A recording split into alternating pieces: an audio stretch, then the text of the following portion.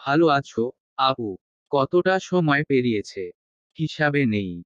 তবুও ফোনের অপর প্রান্ত থেকে কণ্ঠস্বরটি শোনার সঙ্গে সঙ্গে দিয়ার বুকটা ধরে উঠল। চোখে জমলো অশ্রু। বারান্দার সামনে দাঁড়িয়ে এক হাতে পর্দা আঁকড়ে ধরল। তুই ভালো আছিস, ভাইয়া? দিয়ার কণ্ঠ ভাঙা ভাঙা শোনালো। দায়িত্ব এবং সংসারে পরিশ্রান্ত। তার থেকেও বেশি আবেগপ্রবণ। হুম। আমি তোমাকে একটা কথা বলতে চাই। এক দশকের দীর্ঘ সময়ে এই প্রথম দোহা দিয়াকে ফোন করেছে। তার নতুন নম্বর কোথায় পেল, কিংবা কেনই বা সে আজ ফোন করার সিদ্ধান্ত নিয়েছে তা ভাবার মতন শক্তি নেই দিয়ার মাঝে।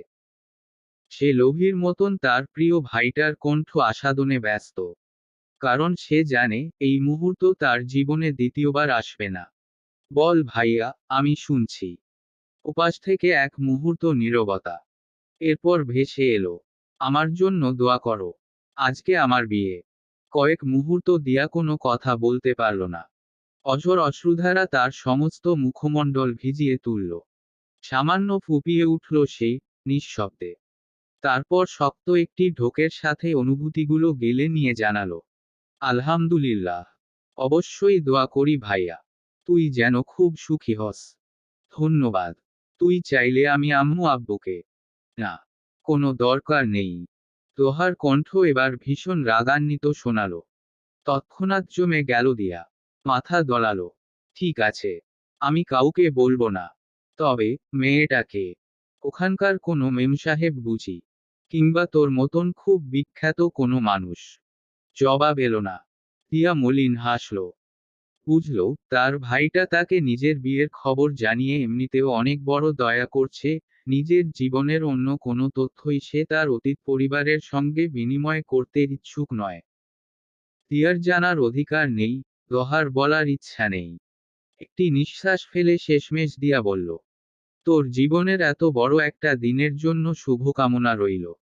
খোদার কাছে প্রার্থনা করি তিনি যেন এবার তোকে সত্যিকারের সুখী করে। আমি আমাদের মায়ের কবর জিয়ারত করে আসবো, মাকে বলবো তোর কথা। সেও নিশ্চয়ই দেখছে তোকে। আর খুব খুশি হচ্ছে। ভালো থাকিস ভাইয়া। এবার খুব করে ভালো থাকিস তোরা। Thank you. ছোট্ট শব্দ দুটো যে অনেক জোর করে আবেগ আটকে উচ্চারণ করা হয়েছে দিয়ার বুঝতে কিছুই বাকি রইল না। ফোনটি এবার কেটে গেল। চোখ পিটপিট করে দোহা ফোনের স্ক্রিনের বিদেশি নাম্বারটির দিকে তাকিয়ে রইল। জানে, দ্বিতীয়বার এই নাম্বারে কল করে আর কোনোদিন দোহাকে পাবে না সে। লিভিং রুমটির দেয়ালে রজনীগন্ধার মালা ঝুলিয়ে দিচ্ছেন জাইন। এক টুকরি মালা নিয়ে দাঁড়িয়ে তাকে সাহায্য করছে রাজীব। মালাগুলো ঠিকঠাক মতন ঝুলাতে ঝুলাতে জাইন জিজ্ঞেস করলেন, ওরা কত দূর? রাজীব নরম গলায় জবাব দিল, এই তো, আধ ঘন্টার ভেতরেই চলে আসবে। কাজ শেষ করে হাত ছেড়ে লাফিয়ে টুল থেকে নেমে পড়লেন জাইন। কোমরে হাত দিয়ে দাঁড়িয়ে রুমটা দেখলেন। চারপাশের দেয়াল জুড়ে রজনীগন্ধার মালা এবং শুভ্র সিল্কের পর্দা ঝুলছে। টি টেবিলের উপর লাল টকটকে গোলাপের তরা। শরবত, মিষ্টি এবং খেজুরের বক্স সজ্জিত। মাত্র 2 ঘন্টার ভেতরে এই আয়োজন তার এখনো স্বপ্নের মতন লাগছে। জাইন এবং আশফিকা কল্পনাও করেননি তাদের মেয়ে সাত সকালে চেলসি থেকে ফিরে বায়না ধরে বসবে, সে আজকেই দোহাকে বিয়ে করবে। কিছুতেই তারা বুঝে উঠতে পারছিলেন না এমন এক গুরুতর সময়ে আমারা এবং দোহার এই গুরুত্বপূর্ণ সিদ্ধান্তের কারণ। তবে উভয়কেই নিজেদের সিদ্ধান্তে অটল দেখা গিয়েছে। তাদের সত্যিকার পরিকল্পনা সোজা ম্যারেজ রেজিস্ট্রি অফিসে যাওয়ার থাকলেও শেষমেশ আশফিকা বাধা দেন। মেয়ের বিয়ে নিয়ে প্রত্যেক বাবা মায়ের বিশাল স্বপ্ন বোনা থাকে। তারও ছিল। কিন্তু যেহেতু সম্ভব নয়, তাই নিজেদের বাসায় একদম ছোট করে অন্তত এই আয়োজনটুকু করতে আপোস করেননি আশফিকা। আশেপাশে চেয়ে একটি নিঃশ্বাস ফেললেন জাইন, অনুভব করলেন তার হৃদস্পন্দন বেড়ে গিয়েছে। মেয়ের বিয়ের দিনে সব বাবারাই বুঝি এমন অনুভব করে। একটা চাপা আতঙ্ক, দ্বিধাদ্বন্দ্ব এবং নিগুড় টান। আমারা নিজের অ্যাপার্টমেন্টে থাকবে নাকি দোহার সঙ্গে যাবে তা এখনো ঠিক হয়নি। তবে এর মাঝেই তিনি ভীষণ রুম অস্বস্তি বোধ করছেন। কেন হচ্ছে এমনটা? কেন আমারাকে আজকেই এভাবে বিয়ে করতে হচ্ছে? তার কি এতই তাড়া পর হয়ে যাওয়ার? আঙ্কেল! রাজীবের ডাকে জাইনের হুঁশ হলো। ফিরে তাকালেন তিনি। ছেলেটা তাকে দেখছে গভীর দৃষ্টিতে, ঠোঁটে এক চিলতে হাসি। রাজীবকে জাইন চেনেন। জারার কলেজের শেষ বছরটায় সে অনিকের গ্যাংয়ের সঙ্গে বেশ ভালো সম্পর্কে ছিল। সেখান থেকেই রাজীব ও ইসুকে চিনে ওঠা তার। তবে তাদের সাথে যে দোহারো সম্পর্ক ছিল সেটা উনি আজকের আগে জানতে পারেননি। রাজীব এসেছে তাদের এখানে গোছগাছে সাহায্য করার জন্য। অপরদিকে ইসু বর্তমানে দোহার সঙ্গে আছে ওদিকটা সামলাতে। জাইন কেন যেন মোলায়েম হাসলেন, এমন বন্ধুত্ব আজকাল চোখে পড়ে কোথাও। আপনি ঠিক আছেন? রাজীবের প্রশ্নে জাইন মাথা কাত করে জবাব দিলেন। মেয়ের বিয়ের দিন কোনো বাবা ঠিক থাকে। সেটা অবশ্য সত্যি কথা। আর এই বিয়েটা আমাদের সকলের জন্য এক প্রকার সারপ্রাইজই বটে। তবে আমার কি মনে হয় জানেন? আমাদের উচিত ওদের সিদ্ধান্তকে সম্মান জানিয়ে খুশি থাকা। 1 দশক কম সময় নয়। আর দূরে থাকার দরকার কি? জাইন মাথা দোলালেন। নিজের ঘাড়ে হাত ঘষে বললেন। তবুও, এমন একটা সময় যখন দোহা গোটা দুনিয়ার সামনে অপরাধী। আপনি কি বিশ্বাস করেন দোহা দোষী? সঙ্গে সঙ্গে মাথা নাড়লেন জাইন। ছেলেটা বেয়াদব, বেত্তমিজ, বেশরম হতে পারে। কিন্তু এমন চরিত্রহীন না। আমার বার্ডের পছন্দ এত খারাপ হতেই পারে না। রাজীব ফ্যালফ্যাল করে তাকিয়ে রইল। জাইন দোহার প্রশংসা করলেন, নাকি গালমন্দ করলেন বোঝা গেল না। সে আর না মাথা ঘামানোর সিদ্ধান্ত নিয়ে দ্রুত সোফার কাছে চলে গেল, সবকিছু ঠিকঠাক আছে কিনা দেখতে লাগলো। জাইন কিছুক্ষণ দাঁড়িয়ে থেকে অতঃপর নিঃশব্দে বেডরুমের দিকে এগোলেন। মাত্র 5 মিনিটের মাথায় সংক্ষিপ্ত একটা গোসল সেরে জাইন মাথা মুছতে মুছতে বেরিয়ে এলেন। ক্লজেট থেকে বের করলেন ল্যাভেন্ডার বর্ণের একটি পাঞ্জাবি এবং সাদা পায়জামা। বহুদিন এমন পোশাক পরা হয় না তার। আপনমনে খানিক হেসে তিনি অবশেষে পোশাকগুলো গায়ে জড়ালেন। ড্রেসিং টেবিলের আয়নায় দাঁড়িয়ে নিজের হালকা ভেজা চুলগুলোতে আঙুল চালিয়ে ঠিকঠাক করে নিয়ে চশমাটি চোখে পড়লেন। কিছুক্ষণ বিনা কারণেই নিজের প্রতিচ্ছবির দিকে তাকিয়ে রইলেন। তারপর পায়ে পায়ে হেঁটে ক্লোজেটের লক করে রাখা ড্রয়ার খুলে একটি অ্যালবাম বের করলেন। পৃষ্ঠা উল্টাতেই তার সামনে ভেসে উঠল শ্যামল মুখটি। ঘাড় অবধি চুল, চেহারায় কঠিনতর অঙ্গভঙ্গি। পরনে ছেলেদের মতন শার্ট প্যান্ট, টেবিলে বসে কমলা ছিলছে আর ক্যামেরাম্যানের দিকে তীব্র চোখে তাকিয়ে আছে। টপ করে এক ফোঁটা অশ্রু গড়িয়ে পড়ল ওই শ্যামল মুখের মাঝে। কোকো! জড়িয়ে এলো কণ্ঠস্বর। ছবির উপরে বোলানো আঙুলগুলো কাঁপছে ভীষণ।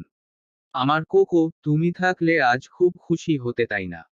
আজ তোমার বোনটা এক নতুন জীবনে পা রাখতে চলেছে। তুমি থাকলে আজ গোটা বাসায় দাপিয়ে বেড়াতে। চিৎকার চেঁচামেচি করে সকলের কাজ নিশ্চিত করতে। তোমার চোখের দৃষ্টি দেখলেই সবাই ভয় কেঁপে উঠত। হাসলেন জাইন, তবে পরক্ষণেই সেই হাসি মুছে গেল। চশমার আড়ালে তার টানা টানা দুচোখ উপচে এলো অশ্রু। তুমি নেই কেন কোকো? তুমি থাকলে আমি তোমাকেও এমন রূপে দেখতাম। বেনারসি গায়ে, লাল টুকটুকে বউয়ের সাজে। কিংবা তুমি হয়তো বিয়ের দিনেও অনন্য থাকতে। হয়তো লাল শার্ট লাল প্যান্ট পরে বরের স্থানটিই দখলে নিয়ে নিতে। তবুও তুমি তো থাকতে। তুমি থাকলে না কেন কোকো? কেন চলে গেলে পাপাকে ছেড়ে? জাইনের দৃষ্টি ঝাপসা হয়ে এসেছে সম্পূর্ণ। তিনি আর কিছুই দেখতে পারছে না। তার বুকের ভেতর হাহাকার অনুভব হচ্ছে। চুরমার হয়ে যাচ্ছে কিছু একটা। কোকো আমার কোকো, তুমি পাপার কাছে থাকলে না কেন? এই প্রশ্নের কোনো জবাব হয় না। জাইন নিজেকে সামলাতে চাইলেন। তবে অনুভূতির বাঁধ নিয়ন্ত্রণ করা সম্ভব হচ্ছে না কেন যেন। অতর্কিতে নিজের শরীরে একজোড়া বাহু জড়িয়ে যেতে অনুভব করলেন জাইন। নাকে ঠেকল পরিচিত সেই সুঘ্রাণ, শরীরে ঠেকল অতি ভালোবাসার উষ্ণতা। তাকে শক্তভাবে জড়িয়ে ধরেছেন আশফিকা। বাহুতে মাথা ঠেকিয়ে তাকিয়ে আছেন খোলা অ্যালবামটির দিকে। জাইনের শরীরে কিঞ্চিত কাঁপন ধরল। আশফিকা ফিসফিস করে বললেন, কোকো আমাদের সাথেই আছে। আমাদের প্রত্যেকের অন্তরে। হাত বাড়িয়ে জাইনের চোখের চশমাটি খুলে নিলেন আশফিকা। নিজের পরনের শাড়ির আঁচল তুলে অতি যত্নে স্বামীর সিক্ত চেহারার অশ্রু মুছে দিতে দিতে ব্যক্ত করলেন, ছি বাবা, তুমি কাঁদছো। ইয়াক, ইউ আর সো উইক বাবা। যারা তোমাকে এমনভাবে দেখলে তাই বলে খ্যাপা তো জানো তো। জাইনের ঠোঁটে ক্ষীণ হাসির ধারা ফুটল অবশেষে। সহধর্মিণীর আদরে নিজেকে বিলিয়ে দিলেন তিনি। আশফিকা সাবধানে অ্যালবামটি আবার ড্রয়ারে রেখে দিয়ে জাইনের কপালে চুমু খেলেন। নরম গলায় বললেন, খুশির দিনে এভাবে কাঁদতে নেই। তবে খুশিতে কাঁদলে ভিন্ন কথা। তুমি নার্ভাস। খুব। তুমি। আমিও নার্ভাস জাইন। এই তাড়াহুড়োর বিয়ে, ভালো ফল বয়ে আনবে তো? জাইন দুহাতে শক্তভাবে ধরলেন আশফিকার দুহাত। তাতে নিজের ঠোঁট ছুঁয়ে বললেন, let's trust our bird. Ashfika মৃদু হেসে মাথা দোলালেন। পাল্টা হেসে শেষমেশ জাইন জিজ্ঞেস করলেন, ও কি তৈরি? একদম। আমি আজকে ওকে আমার মনের মতো করে সাজিয়েছি। তাহলে আমাদের মেয়েকে নিশ্চয়ই অপ্সরীর মতন লাগছে। তার বলতে, ওর মতন সুন্দর আর একটা মানুষ খুঁজে পাওয়া যাবে না আজ। বেশ, আমি না হয় তোমার ছোঁয়ায় খানিকটা সমাপ্তি দান করি। আশফিকা খানিকটা কৌতূহল নিয়ে তাকাতেই জাইন ড্রেসিং টেবিল থেকে একটি মেহেদির কোণ বের করে নিলেন। জানালেন, মেয়ের বিয়ের কোনো শখ অপূর্ণ না রাখাই ভালো, কি বলো? টলটলে চোখে বিস্তর হাসলেন আশফিকা, পরিতৃপ্তির হাসি। কিচেনে অন্তিম মুহূর্তের প্রস্তুতি সারছেন আশফিকা। খাবারগুলো চেখে দেখে নিচ্ছেন ঠিকঠাক আছে কিনা। নিজের কাজে শেষমেশ সন্তুষ্ট হয়ে তিনি ঘড়ির দিকে তাকালেন। তবে সময় দেখার আগেই কলিং বেলের আওয়াজে উদ্ভাসিত হয়ে উঠল গোটা অ্যাপার্টমেন্ট। আশফিকা কিচেন থেকে বেরিয়ে আসতেই তোরাক করে উঠে দাঁড়াতে দেখলেন রাজীবকে। আমি দেখছি আন্টি। ছেলেটা হেঁটে গিয়ে দরজা খুলে দিল। ওপাশে দেখা মিলল ছোট্ট দলটির। একজন কাজী, একজন উকিল। তাদের একপাশে দাঁড়িয়ে আছে যিশু, যার ঠোঁটে ঝকমকে এক হাসি।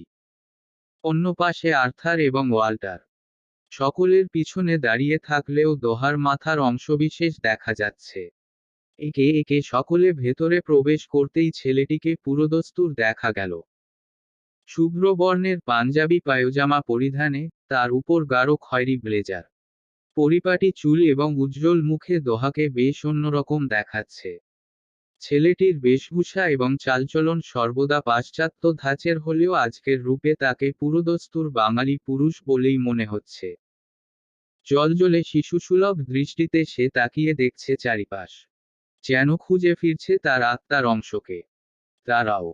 সকলে ঢুকে গেলেও দোহা নিজের জায়গায় জমে গেল। পা সরিয়ে নিল। মুখ তুলে দেখল আশফিকাকে। নীলাভ এক জামদানি শাড়ি অঙ্গে জড়ানো রমণীর। চেয়ে আছেন সুচারু দৃষ্টিতে। একটি ঢোক গিলল দোহা। অপরদিকে দ্বিধান্বিত দৃষ্টিতে চাওয়া চাওয়ি করল সকলে। আশফিকা হেঁটে এলেন। টেবিল থেকে ট্রে তুলে নিয়ে এগিয়ে গেলেন। দরজার সামনে দাঁড়ালেন দোহার মুখোমুখি। চোখ ঘুরিয়ে তাকিয়ে ট্রেতে দুটো শরবতের গ্লাস এবং মিষ্টি দেখতে পেল দোহা।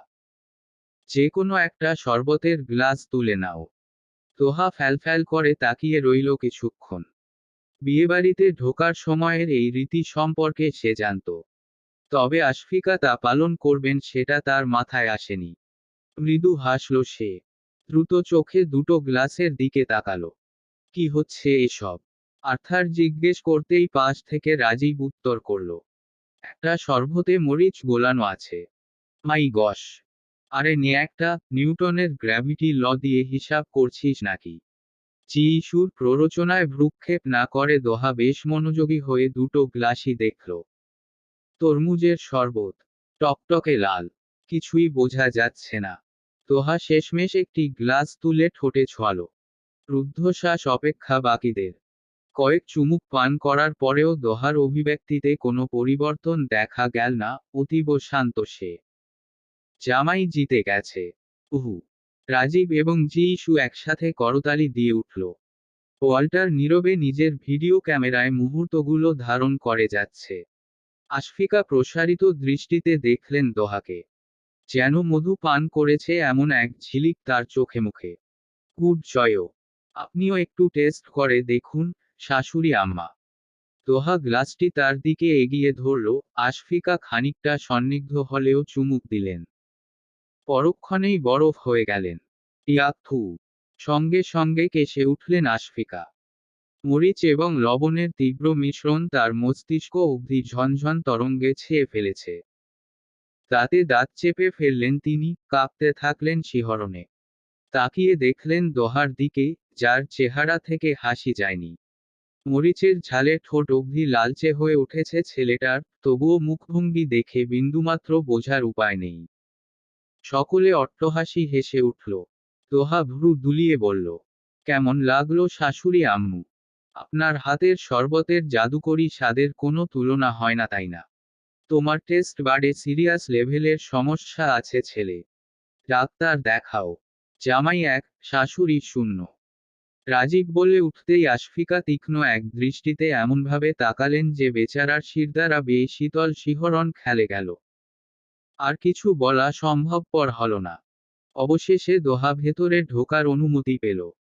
রুমালে ঠোঁট থেকে মরিচ আর লবণের ভয়ঙ্কর স্বাদটুকু ঘষে ঘষে মুছে নিতে নিতে সে সোফায় বসল। কাজী এবং উকিল দুজন বসলেন বিপরীতে। বাকিরাও আশেপাশে বসল কিংবা দাঁড়ালো। আশফিকা আড়াল হয়েছেন ভেতরে, আমারাকে নিয়ে আসতে। বর্তমানে তাই রুমজুড়ে নীরবতা। দোহার পাশেই দাঁড়ানো আর্থার তার কাঁধে হাত চেপে জিজ্ঞেস করল, এখনো সময় আছে। একবার ভেবে দেখ। তুই নিশ্চিত? দোহা চোখ ঘুরিয়ে শীতল দৃষ্টিতে দেখল আর্থারকে। তার দৃষ্টিই সকল অব্যক্ত অনুভব ঘোষণা করে দিল। তবুও ইতস্তত করল আর্থার। ম্যানেজমেন্ট জানতে পারলে? I don't fucking care. এরপর আর কিছু বলার থাকে না। আর্থারও তাই কিছুই বলল না।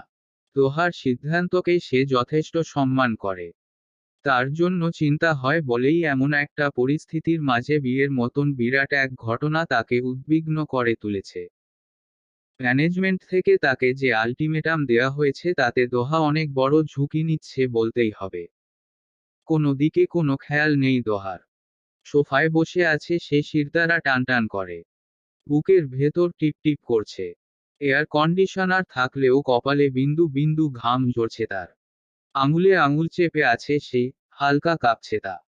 অবশেষে সত্যিই সেই সময় চলে এলো তার জীবনে। এখনো স্বপ্নের মতন লাগছে সবটা। সেই কিশোরী, যাকে একটা বাজি ভেবেই হৃদয় ভাঙার খেলায় মেতে উঠেছিল দোহা।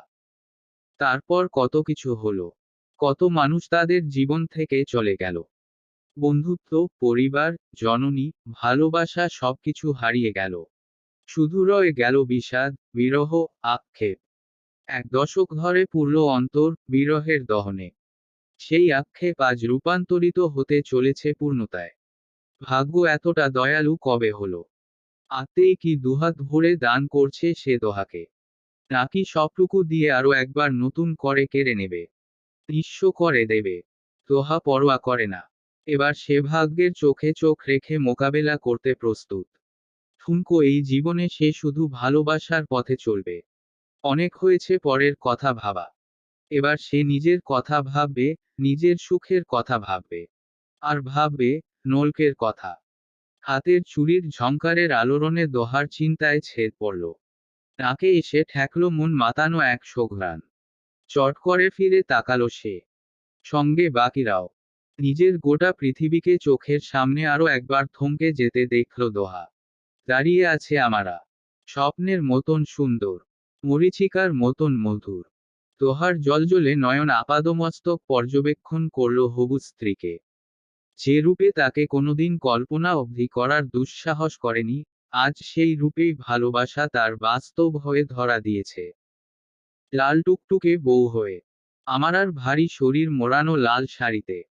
মাথায় জড়ানো সোনালি পাড়ের লাল চলি কাঁধ ঢেকে নেমে গিয়েছে একদম পা অবধি। ছড়িয়ে রয়েছে মেঝের চারদিকে। দুহাত ভর্তি চুড়ি, হাতের পিঠে অঙ্কিত মেহেদি, রঙে ভরে উঠেছে। হালকা কিছু গহনা গলায়। দোহার নয়ন থামল তার মুখে। ফোলা ফোলা গালজুড়ে সহজাত লালিমা, লালচে ঠোঁটের উপর চিকচিকে দুতি ছড়িয়ে দুলছে নোলক। রক্তিম কেশগুচ্ছ খোপায় বাঁধা, গুজে রাখা তাতে পুষ্পগুচ্ছ। ডাগর ডাগর নয়ন জুড়ে টলটলে দৃষ্টি, তাতে প্রজ্বলিত উষ্ণ আবেগের প্রবাহ। বউয়ের সাজে নলক, দোহার নলক। অজান্তেই কখন সোফা ছেড়ে উঠে দাঁড়িয়ে পড়েছে দোহাটের টুকুও পেল না। শুধু অনুভব করল, তার দৃষ্টি ঝাপসা হয়ে গিয়েছে। দুচোখ উপচে বইছে অশ্রুধারা, যা সিক্ত করে তুলছে তার মুখমণ্ডল। আমারা নিজের জায়গায় স্থবির হয়ে পড়ল। ক্ষণিকের জন্য মনে হলো তার সামনে শুধুমাত্র দোহা ছাড়া আর কোনো মানুষের অস্তিত্ব নেই। তাকিয়ে রইল সে নিজের হৃদয়রাজের পানে। এই মুহূর্ত, এই সময়, শুধু তাদের। দোহার দুচোখ বেয়ে অঝোর ধারায় গড়াতে থাকা অশ্রু আমারার অন্তরকে টেনে ধরল প্রগাঢ় মায়। বাচ্চাদের মতন করে কাঁদছে দোহা। হাতের উল্টোপিঠে যতবার নিজের চোখ মুছে নেয়ার চেষ্টা করছে ততবার গড়িয়ে নামছে আবেগের ধারা। যেন শ্রাবণের মেঘের বৃষ্টি। অনুভূতির সিক্ত উদ্গীরণ। বছর বছরের চাপা ভালোবাসার বর্ষণ, যা নিয়ন্ত্রণ অসম্ভব। পায়ে পায়ে এগিয়ে গেল আমারা, বধূর সাজে। দাঁড়ালো নিজের অনুভূতির মুখোমুখি। কাঁদছ কেন? আমারার নিজের গলাও ধরা ধরা শোনালো। দোহা বাচ্চাদের মতন দুহাতে নিজের মুখ ঘষতে ঘষতে জানালো, কই, কাঁদছি না তো। টলটলে হয়ে উঠল আমারার দৃষ্টি। অশ্রুমাখা আবেগের হাসিতে সে দুহাত বাড়িয়ে দোহার মুখখানি তুলে ধরল। ছেলেটির মুখ ভিজে উঠেছে অশ্রুরেখায়। দুই গাল চিকচিক করছে অঝোর ধারায় ঝরতে থাকা অশ্রুপ্রবাহে। দৃশ্যটি যেন স্বর্গীয়। নিদারুণ আবেগের। অতি মিষ্টি অনুভবের। প্রেমের প্রমাণের। আমারা দুই পায়ের পাতায় ভর দিয়ে উঁচু হলো। সিক্ত ঠোঁটে অতি আলতো আছে নিজের ঠোঁট ছুঁয়ে পরক্ষণেই আবেগে উদ্ভাসিত কণ্ঠে বলল, আজ থেকে নলক শুধু দোহার, আজীবনের জন্য। আর কেঁদো না সুর আমার। আমার আর কপালে কপাল ঠেকিয়ে দোহা ডুকরে কেঁদে উঠল। এ যাতনা নয়, আবেগ। মিলনের আবেগ। বৃদ্ধাঙ্গুলে বারংবার তার গাল বেয়ে নেমে আসা অশ্রু মুছে দিতে থাকলো আমারা, তার নিজের অশ্রুও হার মেনেছে আজ মিলনের সুমুখে। স্বীকারোক্তি এলো আবেগে জড়ানো কণ্ঠে। ভালোবাসি নলক, খুব খুব ভালোবাসি। ভালোবাসি সুর, অনেক অনেক ভালোবাসি। আশেপাশের সকলে তাদের ঐন্দ্রজালিক মুহূর্তটুকু মুগ্ধ নয়নে দেখল। বলা বাহুল্য নয়, কারোরই চোখ আজ শুকনো নেই। কবুল শব্দটির জননী বাংলা ভাষা নয়। অথচ এই ছোট্ট 3 অক্ষরের শব্দের মাঝে জড়ানো পূর্ণতার আবেগ অবর্ণনীয়। নারী পুরুষ মাত্রই এই বিশেষ শব্দের প্রতি আলাদাভাবে ফুরবল। কারণ এটি শুধু একটি শব্দ নয়, বন্ধনের প্রতীক। আপনি কি শেহবাগ দোহাকে নিজের স্বামী হিসাবে গ্রহণ করতে রাজি? রাজি হলে কবুল বলুন। কবুল শব্দটি উচ্চারণের সময় আমারার হৃদয়ের অবস্থা কেমন ছিল তা বলা দুষ্কর। মস্তিষ্ক জুড়ে খেলে বেড়ানো দুর্বোধ্য স্মৃতি, যার অর্থ উদ্ঘাটন সম্ভব নয়। ভুলে গিয়েছে আমারা সকল জানাদের, সেই স্থান দখল করেছে অজানারা। তবে অজানা যে অচেনা নয়। তাই আমার আর ভয় নেই। আছে বিশ্বাস। এক সমুদ্রসম বিশ্বাস এবং ভালোবাসা। তাই শব্দটি উচ্চারণের সময় একবারও দ্বিধান্বিত হয়নি সে। আপনি কি আমারা খানকে নিজের স্ত্রী হিসাবে গ্রহণ করতে রাজি? রাজি হলে কবুল বলুন। কবুল। অপরদিকে দোহার জন্য সময়টা ছিল অভূতপূর্ব। এমন অনুভূতিতে ঘেরা যা কোনোদিন সে অনুভব করবে বলে ভাবেনি। অর্ধাঙ্গিনীর অজানা স্মৃতির মাঝে তার জানা স্মৃতিরা ঘুরপাক খেয়ে বেরিয়েছে। এক কিশোরী, তার জীবনের প্রথম ভালোবাসা। উপেক্ষা করেছে যাকে নিদারুণভাবে। অথচ জীবন কি নির্মম খেলাটাই না খেলল তার সাথে। তারই ভালোবাসার কাঙাল হয়ে পড়ল দোহা, বিরহের করুণ দহনে দগ্ধ হল বছরের পর বছর। অবশেষে আজ, সেই কিশোরী তার, সম্পূর্ণরূপে তার।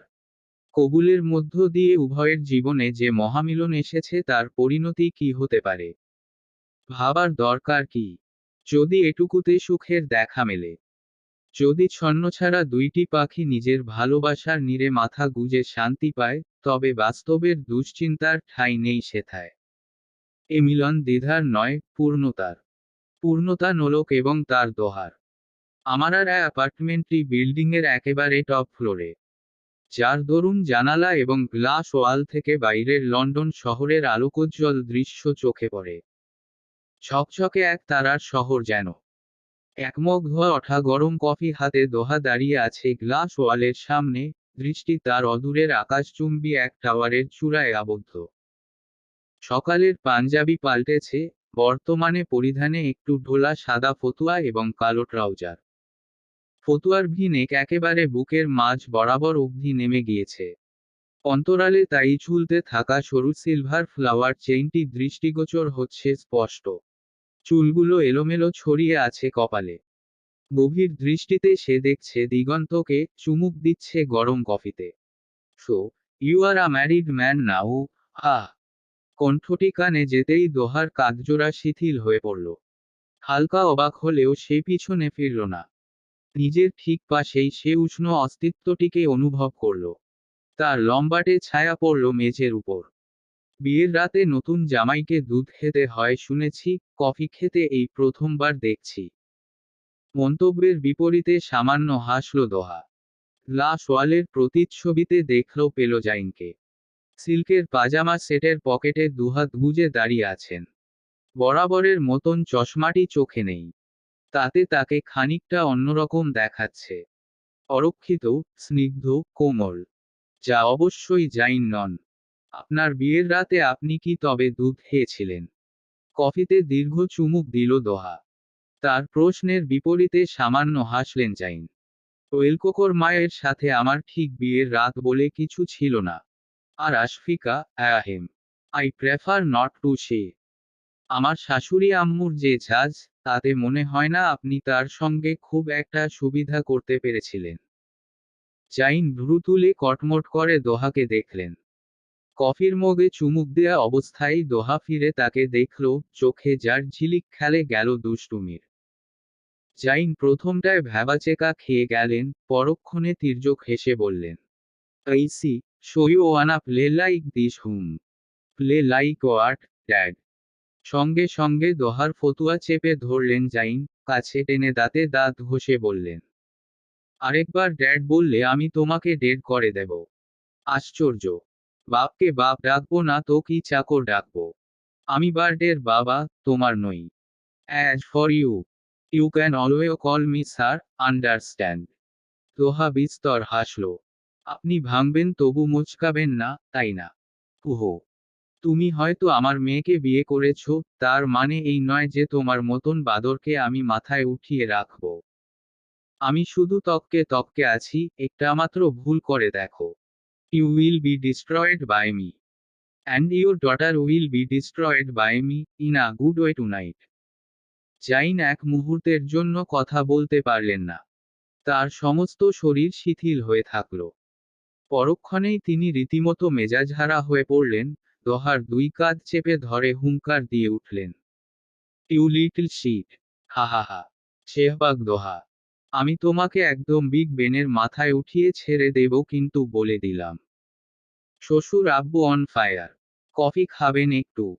বিশ্বাস করুন, ক্যাফেইনে দুধের তুলনায় বেশি স্ট্যামিনা পাওয়া যায়।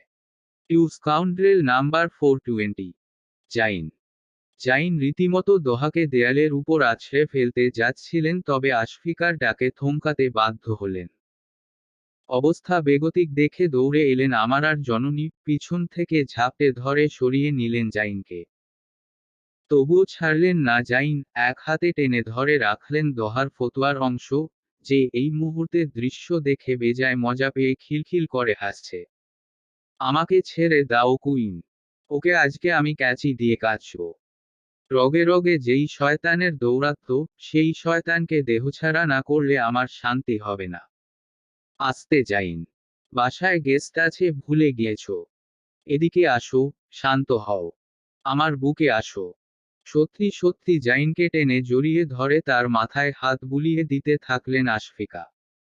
জাইন যেন বাচ্চাটি হয়ে গিয়েছেন। রাগে ফুঁচতে ফুঁচতে দোহাকে দেখছেন আর নিজের স্ত্রীর সান্ত্বনা আদর গ্রহণ করে চলেছেন। দোহা বহু কষ্টে নিজেকে অট্টহাসি হাসা থেকে আটকে রেখেছে। এত বড় একটা বাচ্চাকে সামলান কিভাবে শাশুড়ি আম্মু? কষ্ট হয় না? দোহার প্রশ্নের বিপরীতে স্তব্ধ আশফিকা জবাব দেয়ার আগেই জাইন খেকিয়ে উঠলেন। কিভাবে সামলায়? তুমি আসো আমার সাথে, তোমাকে আমি চুলার উপর উল্টো লটকে দেখব তোমার স্ট্যামিনা কত প্রকার ও কি কি। 50 বছরের বড় একটা বাচ্চার কাছে আমি আমার স্ট্যামিনার পরীক্ষা দিতে ইচ্ছুক নই। ধন্যবাদ, খোদা। তোমার এই নালায়েক বান্দাকে কোনোভাবে দুনিয়া থেকে ভ্যানিশ করে দেয়া যায় না। দুনিয়ার অর্ধেক মানুষ শান্তি ফিরে পেত তাহলে। হ্যাঁ, আর আমার খুঁতখুঁতে গুড ফর নাথিং লুকোওয়ালা শ্বশুরটাকেও তুলে নাও। তাতে দুনিয়ার বাকি অর্ধেক মানুষ শান্তি পাবে, কিন্তু ওপারের মানুষজন পাগল হয়ে যাবে। ওকে, স্টপ ইট নাও টু। আশফিকার করা ধমকে এবার শ্বশুর এবং জামাই দুজনেই মুখে কুলু পেটে দিল। যেন ভদ্র সভ্য ছেলেটি দুজন। আশফিকা কপালে আঙুল ঘষতে ঘষতে বললেন, কি তোমরা? হ্যাঁ, একজন 30 প্রায় প্রাপ্তবয়স্ক, আরেকজন 50 প্রায় সিনিয়র সিটিজেন। অথচ বাচ্চাদের মতন পায়ে পা দিয়ে ঝগড়া করছো। লজ্জা করে না? কুইনামি তো শুধু। চুপ, একদম চুপ। জাইন থতমত খেয়ে মুখ কাচুমাচু করে দাঁড়িয়ে থাকলেন। আশফিকা তীব্র দৃষ্টিতে তাকে দেখে পরক্ষণে দোহার দিকে ফিরলেন। আর তুমি? আমি কিচ্ছু করিনি শাশুড়ি আম্মু। আপনার স্বামী এসে শুধু শুধু। চুপ। দোহাও ঠোঁটে তর্জনী চাপল মুহূর্তেই। আশফিকা কোমরে দুহাত চেপে একনজর স্বামী এবং পরক্ষণে মেয়ের জামাইকে দেখলেন। তারপর ঠান্ডা গলায় বললেন, ঘরে যাও। আমারা নিশ্চয়ই তোমার অপেক্ষা করছে। এটুকুই। আশফিকা জাইনের বাহু ধরে টেনে তাকে নিয়ে আড়াল হয়ে গেলেন অ্যাপার্টমেন্টের অপর প্রান্তে। তবে আড়ালে যাওয়ার আগে জাইন মাথা ঘুরিয়ে তাকালেন। 2 আঙুল চোখের সামনে তুলে এমন এক ইশারা করলেন যার অর্থ, আমার নজর তোমার উপর। দোহা জাইনের এই কাণ্ড দেখে হাসি চাপতে ঠোঁটে ঠোঁট চেপে ফেলল। কিছুক্ষণ বারান্দা থেকে হাঁটাহাঁটি করে আসার পর দোহা যখন বেডরুমে ঢুকল, তখন ভীষণ স্নিগ্ধ এক ফুলের ঘ্রাণ তার নাকে এসে ঠেকল। চোখ পিটপিট করে তাকালো সে চারপাশে। রুমটি খুব সুন্দর করে সাজানো হয়েছে। চারিদিকে গোলাপের পাপড়ি ছড়িয়ে আছে। এক সেট সোফার উপর বিশাল বড় কয়েক তোড়া অর্কিড। মিষ্টি সুবাসে মমো করছে গোটা স্থান। কয়েকটি পাত্রে রাখা পানিতে দুলছে সেন্টেড ক্যান্ডেল। গোলাপের আদলে তৈরি কয়েকটি ক্যান্ডেল ধিম আঁচে জ্বলছে বেডসাইড টেবিলে। মৃদু হাওয়ার মন্থনে হালকা গোলাপি এবং সাদা পর্দাগুলো দুলছে মুগ্ধকর আলোড়নে। তেমন কিছু নয়, আবার যেন অনেক কিছু। দোহার বুকের ভেতর অজান্তেই অদ্ভুতুরে এক প্রশান্তি ছড়িয়ে পড়ল। এই বিশেষ রাত তার বিবাহিত জীবনের প্রথম রাত। চোখ ঘুরিয়ে আশেপাশে তাকাতেই এক মুহূর্তের জন্য দোহার বুকটা ধক করে উঠল। বিছানার উপরে একপাশে শুয়ে আছে তার প্রেয়সী। উহু, শুধু প্রেয়সী নয়, অর্ধাঙ্গিনী। পোশাক বদলায়নি এখনো। বিয়ের সময় পরনে থাকা চলির অংশটুকু দেখা যাচ্ছে শরীর ঢেকে রাখা চাদরের আড়াল থেকে। ক্লান্ত হয়ে ঘুমিয়ে গিয়েছে বুঝি। দোহা মুচকি হাসল আপনমনে। আস্তে করে বিছানায় উঠে এলো দোহা। প্রথমটায় একদম নীরবে পর্যবেক্ষণ করল প্রেয়সীকে। ভারী ফোলা শরীরখানি চাদরে ঢাকা। শুধু মাথার অংশটুকু দেখা যাচ্ছে। প্রাণভরে তাই দেখল দোহা। অতঃপর কাপা কাপা একটি হাত বাড়িয়ে আঙুল ছুঁয়ে দিল চাদরের উপর। প্রতিক্রিয়া দেখা গেল সামান্য। অতএব, আমারা ঘুমায়নি। অতি ধীরে নিজের কনুইয়ে ভর দিয়ে শুয়ে পড়ল দোহা, নরম গদির মতন কাপড় ঠেকল তার হাতের মাঝে। এক মুহূর্তের জন্য জমে গেল, তারপরই সজোরে পিছন থেকে আঁকড়ে ধরল সে আমারাকে। চেপে ফেলল নিজের মাঝে। মুখ গুজে দিল ঘাড়ে, দীর্ঘ প্রশ্বাস টানল। You are smelling so nice baby. দোহার কণ্ঠস্বর ভীষণ ধরা ধরা শোনালো। গভীর আবেশে পরিপূর্ণ। চাদরের ভেতরে আমারার শরীর স্পষ্টত সামান্য কেঁপে উঠল। দোহা তার কাছে ঘেঁষে এলো আরো। মাথায় মোড়ানো চলির অংশটুকুতে স্পর্শ বুলিয়ে তার হাত প্রবাহিত হলো নিচে। শিরশির করে উঠল শরীরখানি। ঘুমিয়ে উঠল খানিক আমারা। কণ্ঠ খাদে নামিয়ে দোহা ফিসফিস করল, চিন্তা করো না। Bedroom sound proof. নিগুড় মুহূর্ত জুড়ে ভালোবাসার তরঙ্গ খেলে গেল বুঝি।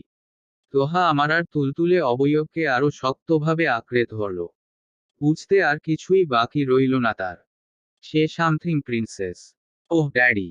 ওপাশ থেকে একই রকম আবেশ মাখানো সরু গলায় উত্তর এলো। Choke me daddy. As you wish. বাঁকা হাসি খেলে গেল দোহার ঠোঁটে। শটান তার হাত চেপে বসল গ্রীবায়। Yes daddy আওয়াকক্ক। দোহার চাপের জোরালো চাপে শরীরটা ছটফট করে উঠল। চলি দিয়ে মাথা পেঁচিয়ে তাকে বালিশের মধ্যে ঠেসে ধরল দোহা। গোঙাতে গোঙাতে ছাড়া পাওয়ার আশায় ছটফট করতে থাকা অবয়বটির পিঠে উঠে বসল সে। বালিশের মধ্য থেকে অস্পষ্ট স্বরে ভেসে এলো, আহ দোহার বাচ্চা, দোহা শালা মান্দারের বাচ্চা, ছাড় বলছি আমাকে, ছাড়। আরো জোরে জোরে চিৎকার করো বেবি। বললাম তো, তুমি আজকে এখানে চেঁচামেচি করে মরে গেলেও কেউ শুনতে পাবে না। মিসেস শেহবাগ ওরফে চাইনিজ কোম্পানির সেকেন্ড হ্যান্ড মাল। দোহা আর্তচিৎকার করে বালিশ থেকে মুখ তুলল জিইসু। দোহা নিজের হাতের জোর দ্বিগুণ বাড়ালো, ঝাঁকিয়ে ঝাঁকিয়ে বলল, don't you like being choked baby? তোমাকে আরো জোরে চেপে ধরব। Let daddy choke you princess. Jesus Christ, save me from this monster. শালা আমাকে কি পারভার্ট মনে হয়?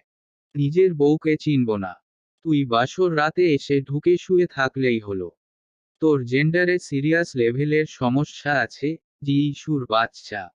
আহহ। আড়াল থেকে এমন দৃশ্য দেখে হেসে কুটি কুটি হতে লাগলো এক একজন। আজ জিইসুর নিস্তার নেই। দোহা চলি দিয়ে জিইসুর গলায় পেঁচিয়ে টেনে ধরল। তাতে হাত পা ছেড়ে কান্না জুড়ে দিল বেচারা। বাঁচাও, বাঁচাও আমাকে। শপাত করে জিইসুর পিঠে লাথি হাঁকিয়ে দোহা খেকিয়ে উঠল। আর আসবি, আর আসবি মানুষের বাসর পণ্ড করতে? ডাক, তোর সঙ্গীটাকে ডাক। বুঝিয়ে দিচ্ছি কে কার ড্যাডি। অট্টহাসিতে কেঁপে উঠল গোটা রুম। তারপরই দোহা দেখতে পেল, পর্দার আড়াল থেকে হেসে গড়িয়ে পড়া এক একজন। রাজীব ইতোমধ্যে পেট চেপে ধরে হাসতে হাসতে মাটিতে গড়াগড়ি খাচ্ছে। আর্থার পর্দা জড়িয়ে ধরে মুখ ঢেকে হাসছে। ওপরদিকে ওয়াল্টার চোখ পিটপিট করছে, ঠোঁটে যদিও হাসির রেখা আছে, সে কোনো শব্দ করছে না। তাদের মাঝে আমারাও আছে, যে মাত্রই দেয়ালের অপর পাশ থেকে বেরিয়ে এসেছে। হাসছে আপনমনে। দোহা শটান বিছানা ছেড়ে লাফিয়ে পড়ল মেঝেতে। রোনালদো গুরুর অনুকরণে শটান ফ্রি কিক ছুড়ল রাজীবের পিছন বরাবর। আম্মু রেও আমার আব্বু রে। আহাহাহা। অট্টহাসির রোল পড়ে গেল গোটা ঘরে। দোহার আগে কি করবে না করবে ভেবে না পেয়ে বিছানা থেকে জিইসুর পা ধরে টান দিল। ছেড়ে দে শয়তান। তুই আমার মন পাবি, কিন্তু দেহ পাবি না। হাফলেডিসের মন আর দেহ, কোনোটারই দরকার নেই আমার। দুটোকে কেজি দরে বিক্রি করে দেয় চায়নার কুত্তার বাজারে। জিইসুকে টেনে আছড়ে ফেলল দোহা মেঝেতে। রাজীব এবং সে একে অপরকে জড়িয়ে ধরে গড়াগড়ি খেয়ে উঠে বসল। আমার আর চলি জড়ানো শরীরে জিইসু ঠোঁট ফুলিয়ে বলল, দুষ্টু ড্যাডি। এভাবে বাসর রাতে আমাকে কষ্ট দিতে লজ্জা করে না? ছি, ছি। অনুকরণে বলে উঠল রাজীবও। পিছন থেকে ক্রমান্বয়ে আর্থার এবং আমারাও যোগ দিল। ছি, ছি। সকলে ঘুরে তাকালো এবার ওয়াল্টারের দিকে। বেচারা পড়ে গিয়েছে বেকায়দায়। না পারছে গিলতে, না পারছে সইতে। সবাই যে হারে তার দিকে তীক্ষ্ণ দৃষ্টিপাত করে আছে তাতে চুপ থাকা সমীচীন মনে না করে অত্যন্ত অস্বস্তি নিয়ে ওয়াল্টার ততলাতে থাকল। ছোছি। তার নিষ্পাপ মুখভঙ্গি এবং জোরপূর্বক উচ্চারণে সবাই হেসে উঠল আবারও। তাতে বেজায় ক্ষেপে গেল দোহা। দুই হাতে টেনে তুলল সে রাজীব এবং জিইসুকে। তারপর ডান বাম না দেখে দুটো পুতুলের মতন দুই বন্ধুর কপাল চটাং করে ঠুসে দিয়ে বলল, গেট দা ফাক আউট অফ দিস রুম। প্রত্যেকটা শব্দ গর্জন করে উঠে চটাস চটাস দুটো লাথি দিয়ে রাজীব এবং জিইসুকে রুমের বাইরে বের করে দিল দোহা। তারপর ফুঁচতে ফুঁচতে ফিরে তাকিয়ে দেখল আর্থারকে।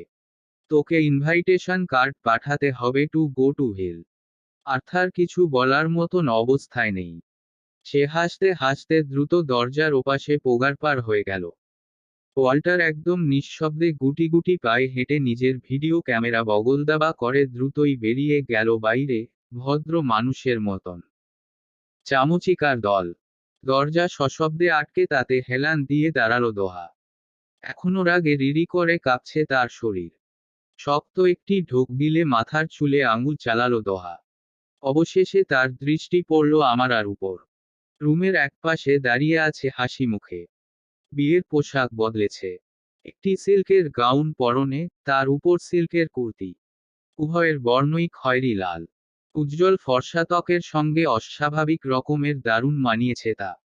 তার সঙ্গে কাঁধ ভাসিয়ে নেমে যাওয়া ঘন লালচে চুলের গুচ্ছ। দোহার হৃদস্পন্দন বেড়ে গেল এবার সম্পূর্ণ ভিন্ন কারণে। দ্রুত দৃষ্টি ফিরিয়ে নিয়ে সে ধপাস করে বসে পড়ল বিছানার একপাশে।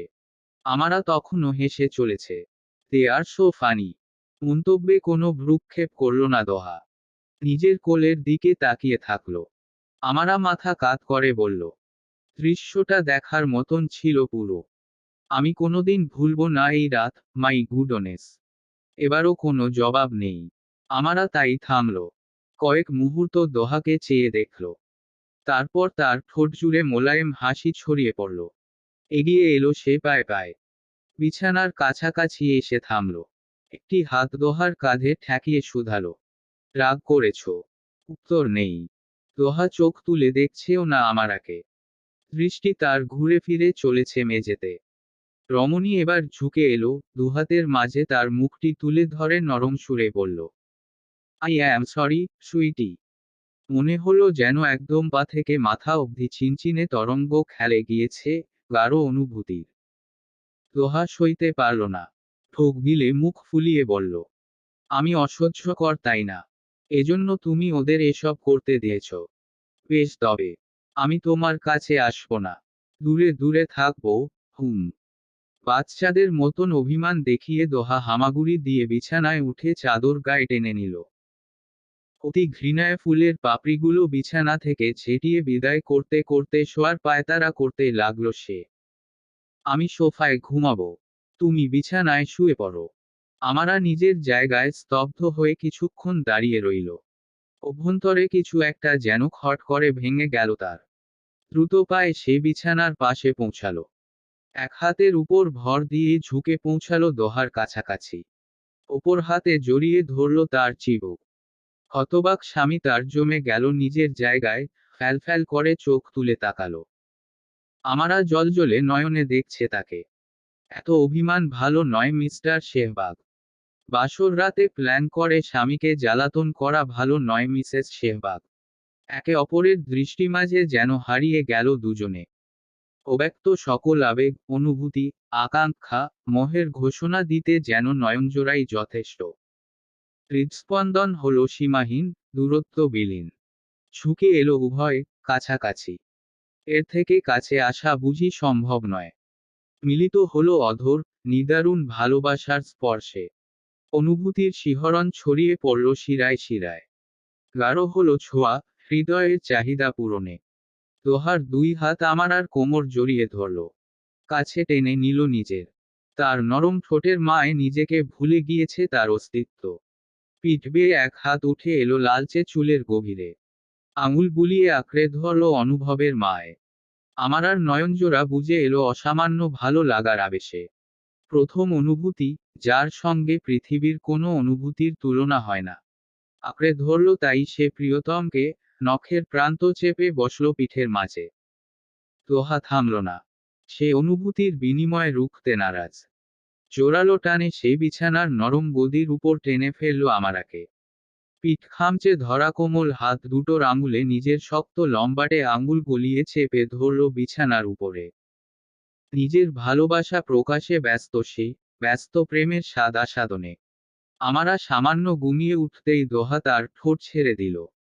প্রিয়তমার ফুসফুস যখন বাতাস গ্রহণে উদ্গ্রীব, তখন সে নিজের ঠোঁটের স্নেহ বুলিয়ে চলল তার কপালে, নাকের প্রান্তে।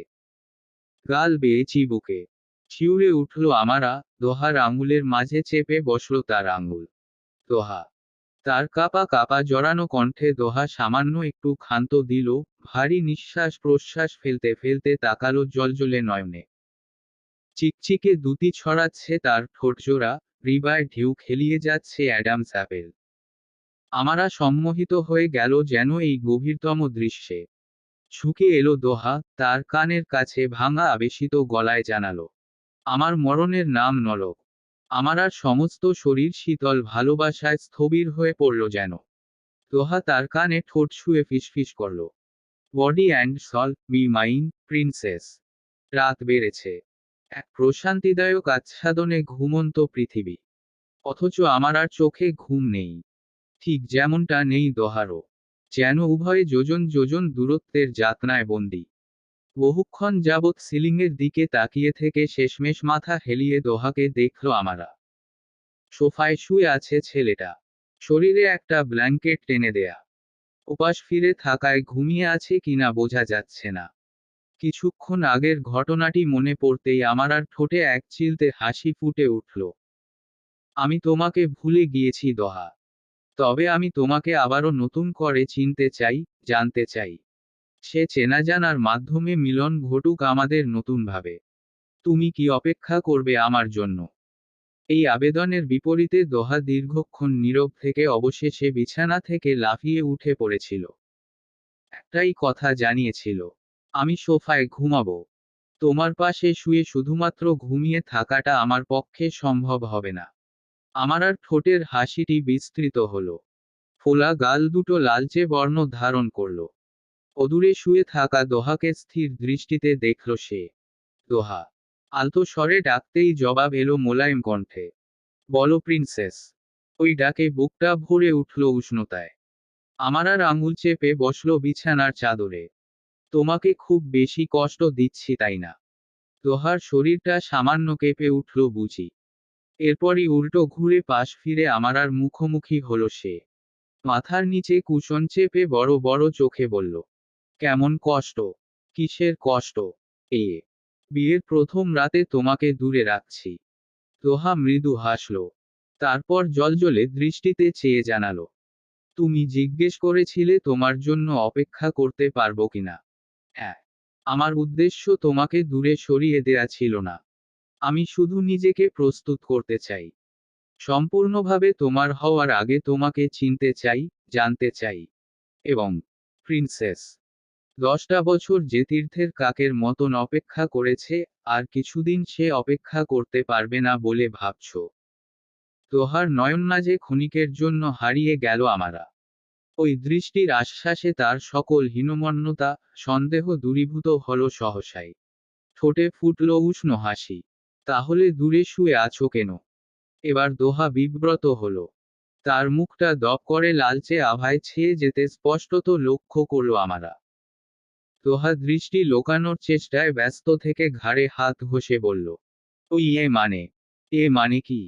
We are now husband and wife. Yes, we আর।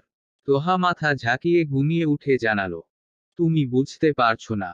তোমার কয়েক মিটারের কাছাকাছি থাকলেও আমি নিজেকে নিয়ন্ত্রণ করতে পারবো না। সেখানে এক বিছানায় থাকতে হলে আমাকে হয়তো শিকল দিয়ে বেঁধে রাখতে হবে। এই রাতে শিকল খুঁজতে বাইরে গেলে সবাই অন্য কিছু ভাববে। বিশেষ করে তোমার জাদ্রেল বাপ। নিজেকে রুখতে পারল না আমারা। খিলখিল করে হেসে উঠল। যেন নদীর কলকল স্রোত। দোহার কানে সুধা বর্ষণ করে গেল অতি আকাঙ্ক্ষিত ওই ধ্বনি।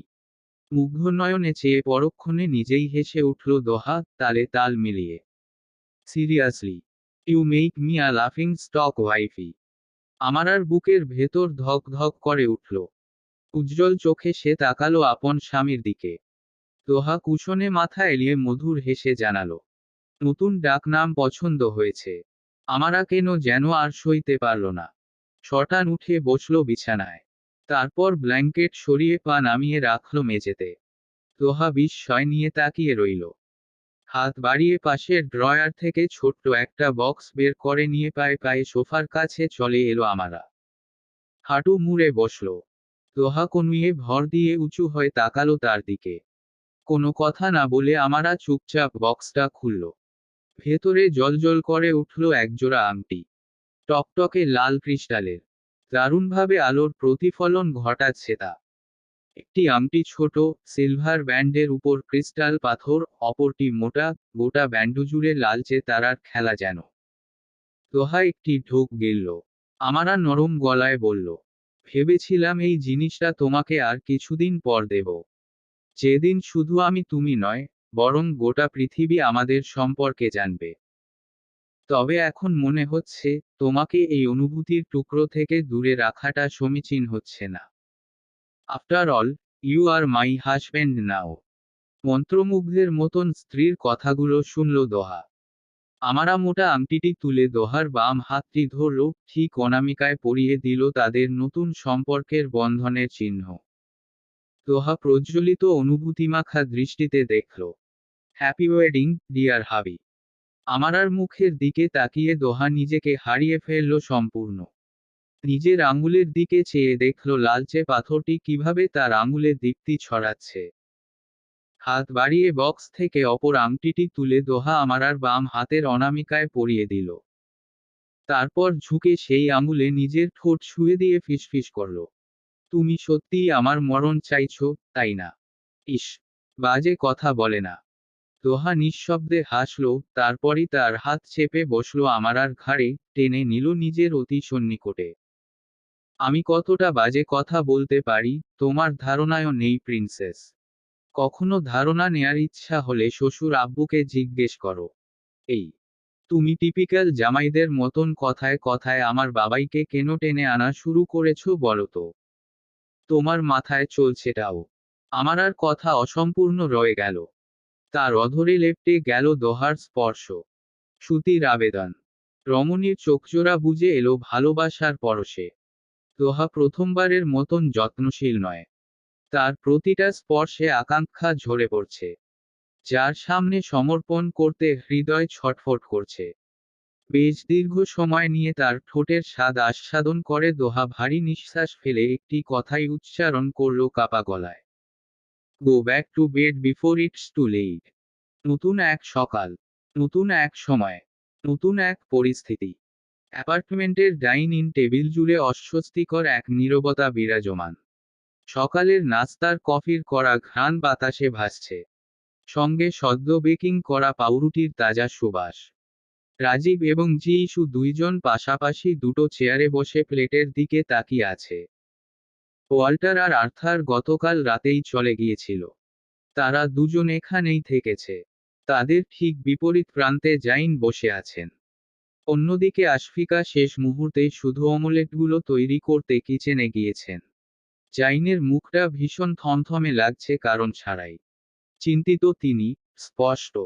পাউরুটি চিবুতে চিবুতে জিইসু আর রাজীব একে অপরের দিকে তাকালো। শেষমেশ গলা খাকারি দিয়ে রাজীব বলল, ওদেরকে ডাকবো? বেশ বেলা হয়ে গেল, এখনো কোনো সাড়া শব্দ নেই। ঘুমাচ্ছে বোধ হয়। জাইন ভ্রু তুলে তীব্র দৃষ্টিতে রাজীবকে দেখতেই হেঁচকি উঠে গেল বেচারার। তাড়াতাড়ি কফির মগে চুমুক দিতে গিয়ে জিভ পুড়িয়ে হিসিয়ে উঠল সে। ছেলে দুটোর পাগলামির উপর থেকে আগ্রহ হারিয়ে জাইন চোখ ঘুরিয়ে ঘড়ির দিকে তাকালেন। সকাল 11:15। সময়টাকে আর ঠিক সকাল বলেও আখ্যায়িত করা যায় না। জাইন বুঝলেন না ঠিক কী কারণে তার এত রাগ লাগছে। গতকাল দোহার সঙ্গে ওইভাবে তর্ক হওয়ার কারণে তিনি কি বেশি বেশি অনুভব করছেন? আমারা যত ক্লান্তই হোক না কেন এর আগে কখনোই 9:30টার পর অবধি ঘুমায়নি।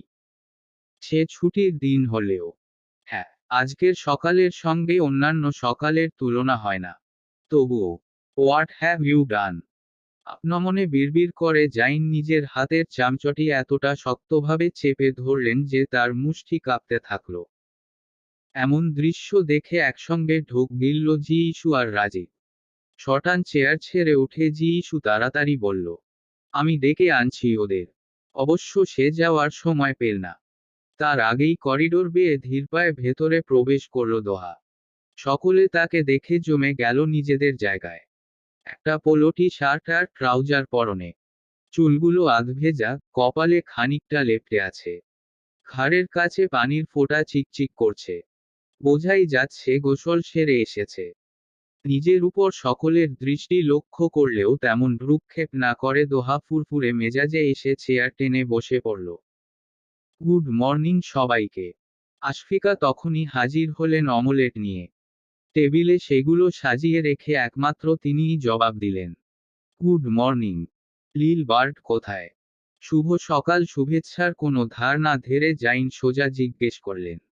তাতে দোহা গা ছাড়া ভাব দেখিয়ে পাউরুটিতে মাখন লাগাতে লাগাতে জবাব দিল, টায়ার্ড। ঘুমাচ্ছে। ঘুমাচ্ছে। এতক্ষণ? এতক্ষণ আপনি কিভাবে জানলেন? হতে পারে কিছুক্ষণ আগেই ঘুমানোর সুযোগ পেয়েছে। দোহা এতটা স্বাভাবিক গলায় বলল যে জাইন মুহূর্তেই তেলেবেগুনে জ্বলে উঠলেন। আমি এই মুহূর্তে ওকে রুম থেকে ডেকে আনছি। জাইন। জাইন চেয়ার ছেড়ে উঠে দাঁড়াতেই আশফিকা তার হাতে টান দিয়ে তাকে আবারও জোর করে বসিয়ে দিলেন। দাঁতে দাঁত ঘষে তিনি দোহার দিকে আক্রোশ নিয়ে তাকিয়ে রইলেন। দোহা থোড়াই কেয়ার ভঙ্গিতে কফির মগে লম্বা চুমুক দিল। অতঃপর তাকালো তার দিকে, ভ্রু দুলিয়ে বুঝি জ্বালাতন করল তাকে। দ্বিতীয় দফায় চেয়ার ছেড়ে উঠতে চাইলেও আশফিকার বাধায় বসে পড়ে দুহাত টেবিলে আছড়ে ফেলে জাইন বললেন, আমার সঙ্গে মশকরা করছো ছেলে? হ্যাঁ, আপনি আমার শ্বশুর লাগেন। আপনার সঙ্গে মশকরা করা যায়, বউয়ের সাথে তো করা যায় না। বউকে শুধু ভালোবাসা যায়। জাইন কটমট করে নিজের আঙ্গুল মটকাতে মটকাতে ঠোঁটে বিপজ্জনক হাসি ঝুলিয়ে বললেন, কি বললে তুমি ছেলে? আরেকবার বলো তো। তোমার মুখের মানচিত্রটা পাল্টে দেই। আবার বলছি, বিবাহিতা মেয়ের পিছনে দারোগাগিরি করতে লজ্জা লাগছে না? আমার মেয়ে। আমি দারোগাগিরি করব? আমার 14 গোষ্ঠী দারোগাগিরি করবে। তাতে তোমার বাপের কি? আর লজ্জা? তোমার লজ্জা নেই? ও হ্যাঁ, নেই তো। তুমি তো বেহায়া, বেশরম, বেলাজ। গন্ডারের চামড়াও তোমার শরীরের চামড়ার থেকে পাতলা। আপনি একটা কমপ্লিট বিনোদন প্যাকেজ শ্বশুর আব্বা। তুমি একটা ঠোঁটকাটা বেশরম মাস্তান। Mister Tom and mister Jerry, খাবার ঠান্ডা হয়ে যাচ্ছে। আশফিকার ঠান্ডা গলায় মুহূর্তের মাঝে টেবিল জুড়ে নীরবতা নেমে এলো। ধপাস করে বসে নিজের কপালে হাত ছুঁয়ে খানিক হাঁপালেন জাইন, ক্রোধ নিয়ন্ত্রণে। অপরদিকে দোহা কাঁচুমাচু মুখে চুপচাপ অমলেট গুতনোকেই সমীচীন মনে করল। রাজীব এবং জি ইস্যু আড়াল থেকে নিঃশব্দে বিনোদন নিচ্ছে টের পেতেই দোহা পা উঁচিয়ে টেবিলের নিচে দুজনকে ঠাটিয়ে দুটো লাথি হাঁকালো।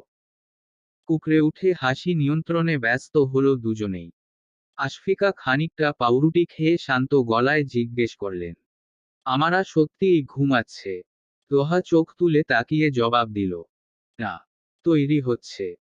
দোহা আশফিকাকে এতটা সহজভাবে জবাব দিল শুনে জাইন হতবিহ্বল হয়ে রইলেন। এই ছেলেকে সারাশি হয়ে চেপে ধরলেও মুখ থেকে উল্টোপাল্টা কথা ছাড়া কিছুই বেরোয় না, অথচ আশফিকাকে এতটা সৎ জবাব। জাইনের দ্বিধাদ্বন্দ্ব লক্ষ্য করে দোহা তির্যক হাসল। আশফিকা জিজ্ঞেস করলেন, তৈরি হচ্ছে? কিসের জন্য? হাসপাতালে যাব। উত্তরটা ভেসে এলো অদূর থেকে। সকলে মাথা ঘুরিয়ে তাকাতেই রুমে প্রবেশ করতে দেখল আমারাকে। পা অবধি লম্বা খয়েরি ফ্রক এবং তার উপর বাদামি ওভারকোট পরনে। সবার প্রশ্নবোধক দৃষ্টি দেখে আমারা একনজর দোহার দিকে তাকালো, ভরসা দিল যেন। তারপর জানালো, আমরা হাসপাতালে যাচ্ছি। নাফিসার সঙ্গে কথা বলতে। নাফিসা কথা বলছে। উত্তেজনায় চেয়ার ছেড়ে উঠে পড়ল রাজীব এবং জি ইস্যু। আমারা মাথা দুলিয়ে সম্মতি জানালো। ও গতকাল থেকে একটু একটু কথা বলা শুরু করেছে। আর ভিজিটেশন রাইটও পেয়েছি আমরা। দোহার সঙ্গে দৃষ্টি মেলালো আমারা, মোলায়েম হাসার চেষ্টা করল। এবার শুধু নাফিসার বয়ানের অপেক্ষা। হাসপাতালের কেবিন জুড়ে ঔষধের তীব্র ঘ্রাণ। আজ বহুদিন বাদে এই পরিচিত ঘ্রাণটি নাকে ঠেকল দোহার। হাসপাতাল হোক বাংলাদেশের কিংবা বিদেশের, এই অনুভূতি, এই আবেশ একদম যেন এক। দৃষ্টিতে ভেসে উঠল কিছু চাপা দেয়া স্মৃতি, অসহ্য বেদনা। পাখি একটা গান শোনাবি আমাকে? কিরে মামুর ব্যাটা, আজকে ম্যাচ দেখতে যাবি না? দোহার পদক্ষেপ থমকে গেল। একটি শক্ত ঢোক গিলল সে। অদূরে যেন ঝাপসাভাবে দেখতে পাচ্ছে অতীতের প্রতিচ্ছবিদের। রাতের পর রাত মায়ের শীর্ণ হাতটি ধরে বসে থাকা, তাকে ঘুমুতে দেখা। কিংবা সেই অভিশপ্ত দিনটিতে হাসপাতালের মর্গের স্ট্রেচারে নিথর প্রিয় বন্ধুর পুড়ে কয়লা হয়ে যাওয়া শরীরটা। হাসপাতাল মাত্রই দোহার স্মৃতিতে দগদগে এক ক্ষত। আমারা থেমে ঘুরে তাকালো। দোহাকে পিছনে থেমে যেতে দেখে বেশ অবাক হলো সে। পায়ে পায়ে এগিয়ে গিয়ে স্বামীর মুষ্টি পাকানো একটি হাত সযত্নে ছাড়িয়ে নিজের হাতে নিয়ে জিজ্ঞেস করল, দোহা, তুমি ঠিক আছো? ঝট করে নিজের ভাবনা থেকে বেরিয়ে এলো দোহা। চোখ পিটপিট করে তাকালো আমারার দিকে। চিন্তিত মুখে চেয়ে আছে স্ত্রী তার। আমি। হ্যাঁ। মিথ্যা বলো না। একটুও ঠিক নেই তুমি। মুখ দেখেই বোঝা যাচ্ছে তোমার খারাপ লাগছে। কোনো সমস্যা? আমাকে বলো। দোহা এক মুহূর্ত ভাবল, তারপর চোখ ঘুরিয়ে আশেপাশে দেখে নরম গলায় জানালো, তেমন কিছু না। হাসপাতালে এলে আমার একটু খারাপ লাগে এই যা। আমারা ভ্রু তুলে অবাক হয়ে তাকালো। হাসপাতালে যায় মানুষ সুস্থ হওয়ার উদ্দেশ্যে, কিন্তু দোহার উল্টো খারাপ লাগছে কেন? তার দৃষ্টিতে ঝুলতে থাকা প্রশ্নটি বুঝতে পেরে দোহা ক্ষীণ হেসে জানালো, আমার মা মারা যাওয়ার আগে বছরখানেক ভর্তি ছিলেন হাসপাতালে। এই জায়গাটা আমার অনেকখানি না পাওয়া জুড়ে আছে। তাই মনে হলো যেন বুকের ভেতরটা কেউ খামচে ধরেছে। এমনটাই অনুভূতি হলো আমার। আর দোহার হাতটি সে দ্বিগুণ শক্তিতে চেপে ধরল। নতুনভাবে পরিচয়ের পর এই প্রথম দোহা তার সঙ্গে নিজের পরিবার এবং অতীত নিয়ে কথা বলছে। অস্বীকার করা যায় না, মনে প্রশ্ন এলো সহসাই।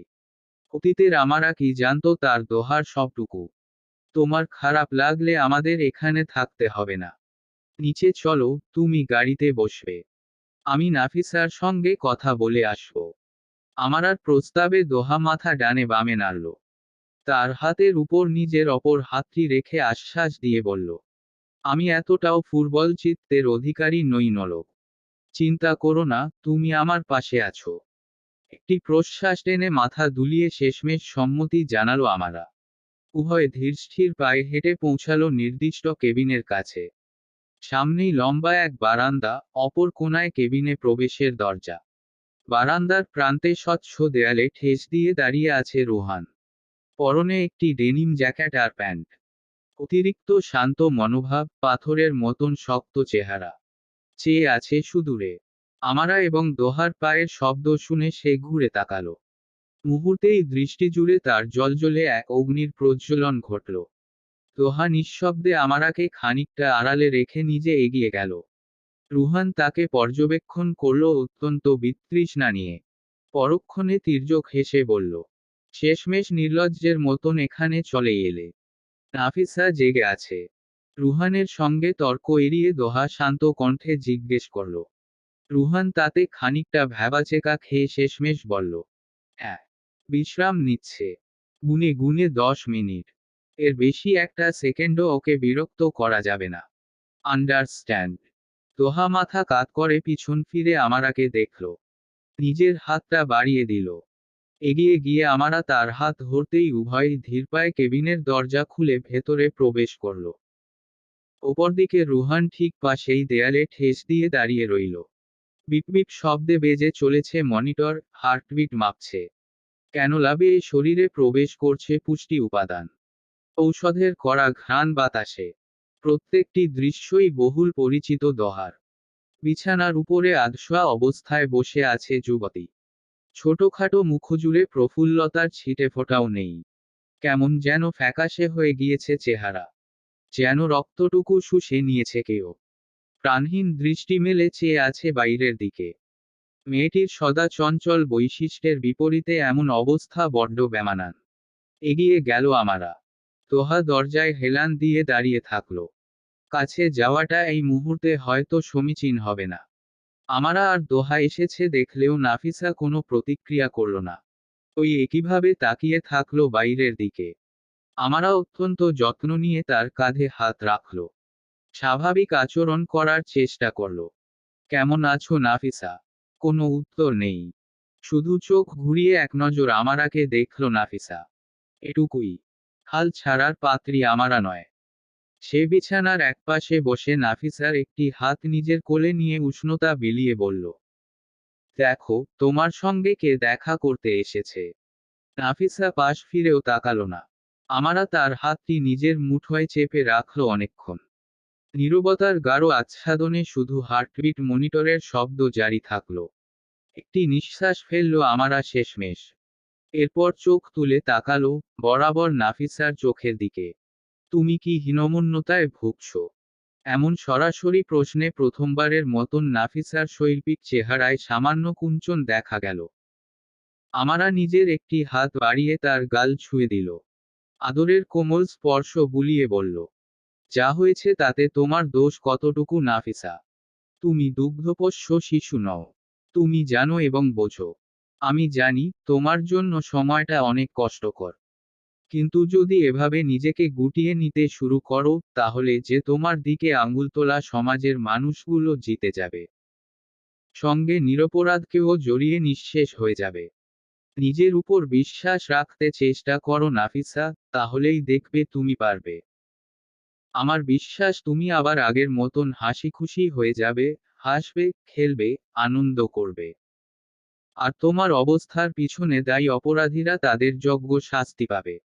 নাফিসার শক্ত দৃষ্টি খানিকটা মোলায়েম হলো। আমারাকে দেখল সেই কিঞ্চিৎ ব্যাকুলতা নিয়ে। তবে নিজের অনুভূতির এর থেকে বেশি বহিঃপ্রকাশ ঘটতে দিল না। কোনো শব্দ উচ্চারণ করল না। শুধু নিজের হাতটা আমারার হাত থেকে ছাড়িয়ে নিয়ে আবারও জানালা দিয়ে বাইরে তাকিয়ে রইল। আমারা একটা দীর্ঘশ্বাস ফেলল।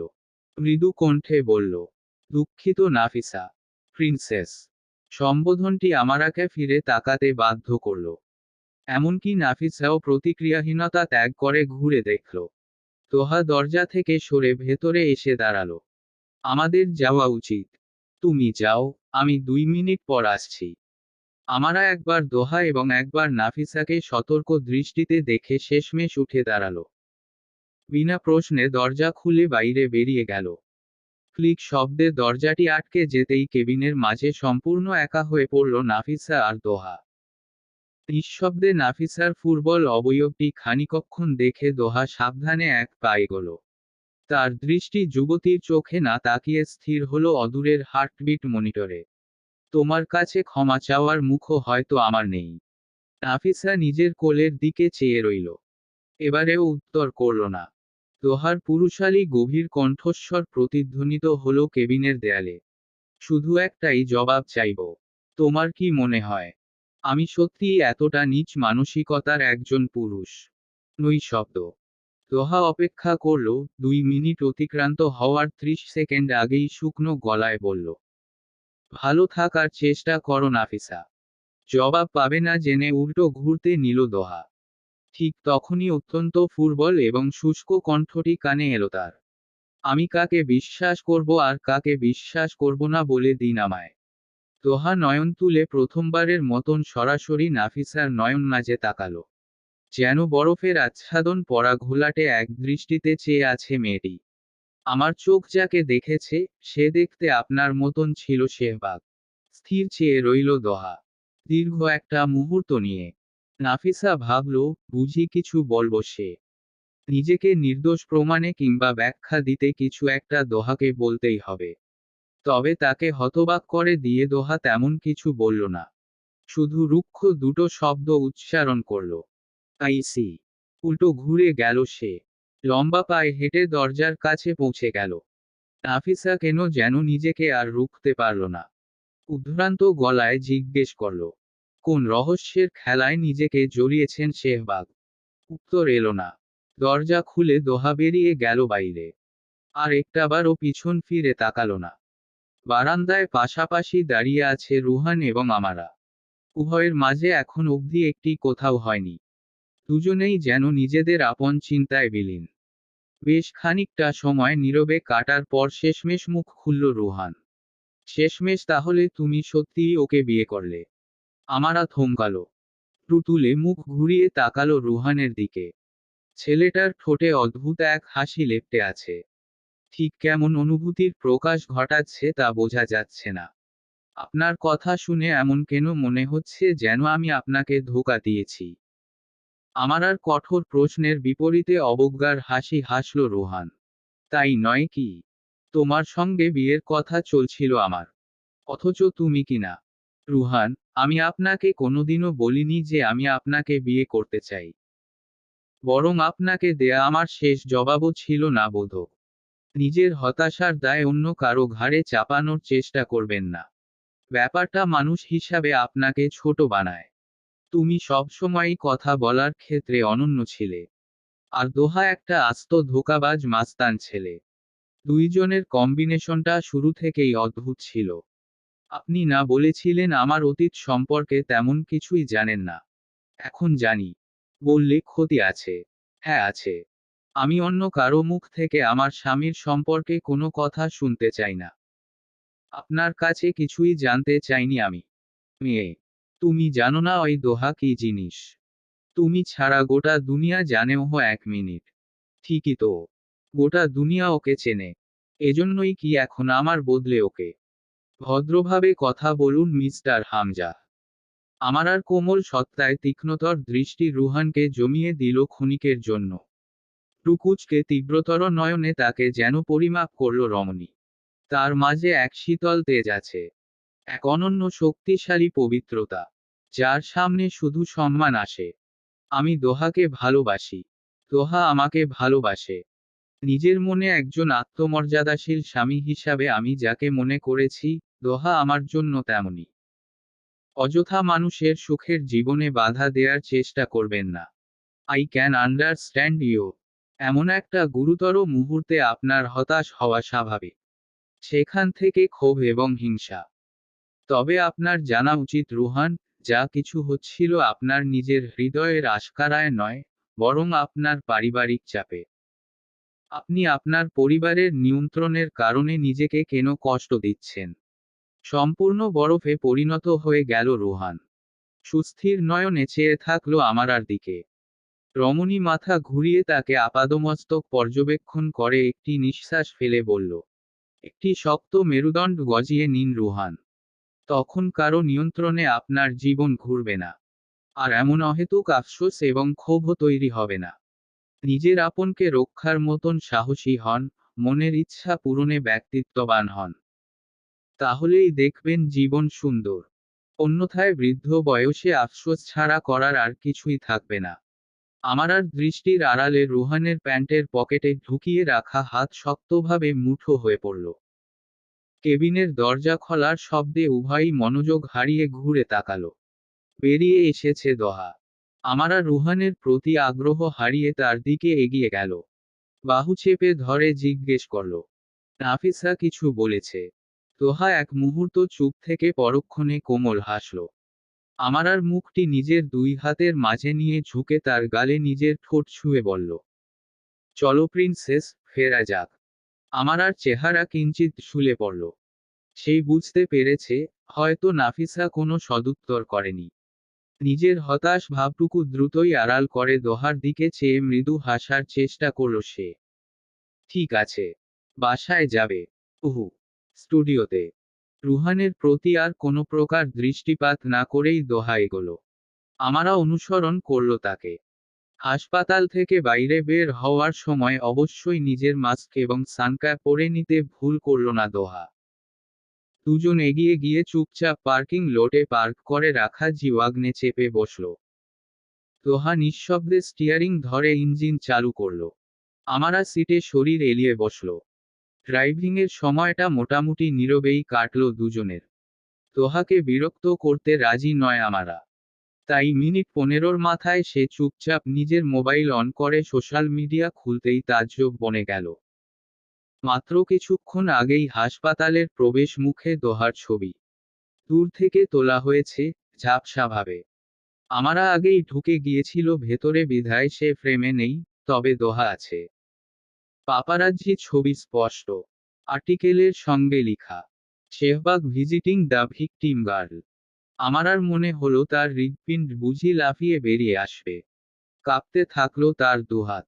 আবার নতুন করে কোন ঝড় উঠতে চলেছে। তবে কমেন্ট বক্সে ঘুরে আমারা সম্পূর্ণ হতবিহ্বল হয়ে পড়ল। আমি বলেছিলাম, শেহবাগ এমনটা করতেই পারে না।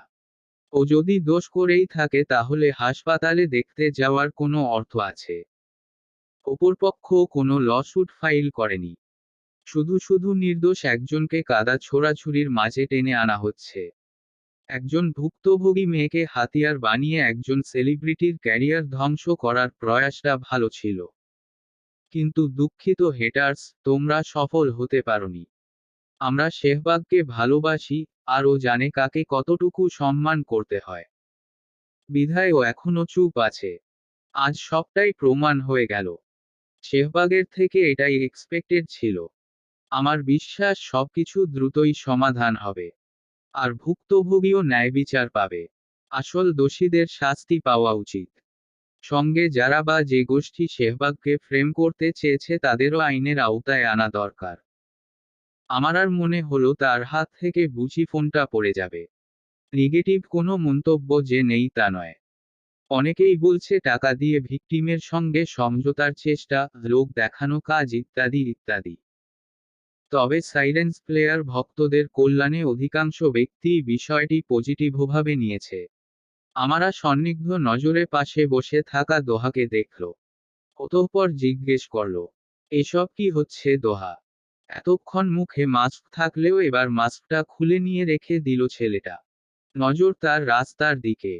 এক হাতে কানে এয়ারবাড গুজে শান্ত গলায় সে জবাব দিল, কি হচ্ছে প্রিন্সেস? আমরা মাত্র কিছুক্ষণ আগেই হাসপাতালে গেলাম। আর এর মধ্যেই এই নিউজ ভাইরাল। মুচকি হাসল দহা। তুমি আমাকে সন্দেহ করছো? তার যথেষ্ট কারণ রয়েছে বলে মনে হয় না তোমার? হাসপাতালে আসবো সেটা আজকে সকালেই ডিসাইড করেছি আমরা রুহানের মেসেজ পাওয়ার পর। এর মধ্যে পাপারাজ্জি কিভাবে এলো? আর যদিও বা এলো, শুধু তোমার ছবি তুলল। আমাকে আশেপাশে একটুও দেখা গেল না। এতটাই পারফেক্ট টাইমিং। নাকি পার্ক করে আসার বাহানায় আমাকে গাড়ি থেকে নেমে আগে আগে হাসপাতালে ঢুকতে বলাটা তোমার প্ল্যানিং? এখন একদম বলবে না সব কাকতালীয়? বাহ প্রিন্সেস, তুমি এত কিছু খেয়াল করেছো। দোহা, প্লিজ আনসার মি। দোহা মুহূর্তের জন্য রাস্তা থেকে দৃষ্টি হটিয়ে আমারার ক্ষুব্ধ দৃষ্টিতে তাকালো, ঝুঁকে তার ফোলা গালে অত্যন্ত আলতোভাবে দ্রুত এক কামড় বসিয়ে বলল, ইউ আর সো ইন্টেলিজেন্ট ওয়াইফি। স্তব্ধ হয়ে রইল আমারা। দোহা পুনরায় স্টিয়ারিংয়ে হাত চেপে জানালো, this you called celebrity politics, my dear. একটা শব্দ উচ্চারণ করতে পারল না আমারা কেন যেন। শুধু ফ্যালফ্যাল করে চেয়ে রইল স্বামীর দিকে। আজ সকালেও যে পুরুষটিকে মনে হচ্ছিল স্নিগ্ধতায় ঘেরা কোমল এক সত্তা, এখন তাকে মনে হচ্ছে অতীব ধুরন্ধরকেও। যে পদে পদে নিজের সুযোগ খুঁজে নিতে জানে। দোহা নিজের উপর আমারার দৃষ্টি টের পেয়ে গাড়ির স্টিয়ারিং ঘোরাতে ঘোরাতে কিছু বলতে যাচ্ছিল, তবে তার ফোন ভাইব্রেট করে ওঠায় থেমে গেল। কানের এয়ারবাডের বোতাম চেপে দোহা ড্রাইভিং চালু রেখে গম্ভীর এক ভারিক্কি গলায় ওপাশের ব্যক্তিকে বলল, রিপোর্ট। কি বলা হচ্ছে তা আমারা জানতে পারল না। শোনার কোনো সুযোগ নেই। শুধু সে লক্ষ্য করল সময়ের সাথে সাথে দোহার চেহারা তীক্ষ্ণ থেকে তীক্ষ্ণতর হয়ে উঠছে। একটা সময় ছেলেটার উভয় ভ্রু কুঁচকে গেল সম্পূর্ণ। সুদর্শন মুখে ছেয়ে গেল গাঢ় এক অশুভ ছায়া। কোনো কথা না বলেই সে স্টিয়ারিং চেপে বনবন করে ঘোরালো। আমারা রীতিমতো নিজের সিটবেল্টে টান খেল প্রতিক্রিয়ায়। ভীষণ অবাক হয়ে সে আবিষ্কার করল গাড়িটি স্টুডিওর রাস্তা ছেড়ে ভিন্ন পথ ধরেছে। ঠিক কোন পথ, আমারা চিনতে পারছে না। এক হাতে নিজের মোবাইল চেপে রমণী বিচলিত স্বরে জিজ্ঞেস করল, কি হচ্ছে দোহা? কোথায় যাচ্ছি আমরা? দোহা জবাব দিল না, বরং গতি বাড়ালো। গিয়ার চেপে তীব্র দৃষ্টিতে এগিয়ে গেল সামনে। এক মহাশঙ্কা জেঁকে বসল আমারার মনে। তার ভীতি টের পেল দোহা। তাতে নিজেকে খানিকটা নরম দেখানোর প্রয়াস নিয়ে বলল, চিন্তা করো না প্রিন্সেস, সব ঠিক করে দেব আমি। কিন্তু আমরা যাচ্ছিটা কোথায়? দোহা কয়েক সেকেন্ড নীরব থাকল। তারপর দ্বিধাহীন কণ্ঠে উত্তর করল, এয়ারপোর্টে। বিস্ফারিত দৃষ্টিতে ড্যাব ড্যাব করে তাকিয়ে থাকলো আমারা। কি? We are flying two Bangladesh within 2 hours. এতটা স্বাভাবিক গলায় দোহা উত্তর করল যেন বাংলাদেশ লন্ডনের পাশের মামার বাড়ি। আর মিনিট দুয়েকের সিদ্ধান্তে বিয়ের প্রথম দিনেই বউকে নিয়ে সে মামার বাড়িতে বেড়াতে যাচ্ছে। আজ সকাল থেকে রান্নাঘরে আটকা পড়ে আছে দিয়া। শীতল মেঝের উপর শরীর এলিয়ে রয়েছে তার। শাড়িখানি এলোমেলো হয়ে ছড়িয়ে আছে বুকের উপর। উঠে বসে থাকার শক্তিটুকু অবধি শরীরে অবশিষ্ট নেই। সকালে বড় সৎ মেয়ের শ্বশুর বাড়ির লোকজনদের সামনেই বেধড়ক মারধর খেয়েছে সে। কি অপরাধে? রুস্তম শেখের মেয়ের শ্বশুর বাড়ি থেকে নতুন বাড়ির দাবি করা হয়েছে। বিয়ের সময় অবশ্য এসব নিয়ে কথা উঠেনি। বেআইন সাহেব বলেছিলেন, আমরা আর কি চাইব? সামর্থ্যবান আপনারা নিশ্চয়ই মেয়েকে সাজিয়ে গুছিয়ে দেবেন। পরবর্তীতে এই হঠাৎ দাবিকে দিয়া মিনমিনিয়ে যৌতুক বলায় গোটা বাড়ি ক্ষেপে যায়। মেয়ের মা স্বয়ং অপমান করেছে। এ কি চারটিখানি কথা! রুস্তম শেখ কোনো ডান বাম দেখেননি। সকালের নাস্তার টেবিলেই সকলের সামনে তার চুলের মুঠি ধরে চড় থাপ্পড় দিয়েছেন। কেউ আসেনি ধরতে। এমনকি দিয়ার নিজের গর্ভের 7 বছরের ছোট ছেলেটাও না। শেখ পরিবার ছোট বাচ্চাটার মাথা উগিলে খেয়েছে। সৎবোন আর বাপ ছাড়া মাকে সহ্যই করতে পারে না সে। সেই থেকে রান্নাঘরে পড়ে আছে দিয়া। দুটো গালে গাঢ় লাল আঙুলের দাগ পড়ে গিয়েছে। শেষমেশ কঞ্চি দিয়েও শরীরে পিটিয়েছেন রুস্তম। সমস্ত শরীর ব্যথা হয়ে গিয়েছে। নড়চড় করার শক্তি নেই। কেউ এসে দরজা খুলছে না। রান্নাও চড়েনি হাঁড়িতে। তাতে অবশ্য বাড়ির কারো সমস্যা হওয়ার কথা নয়।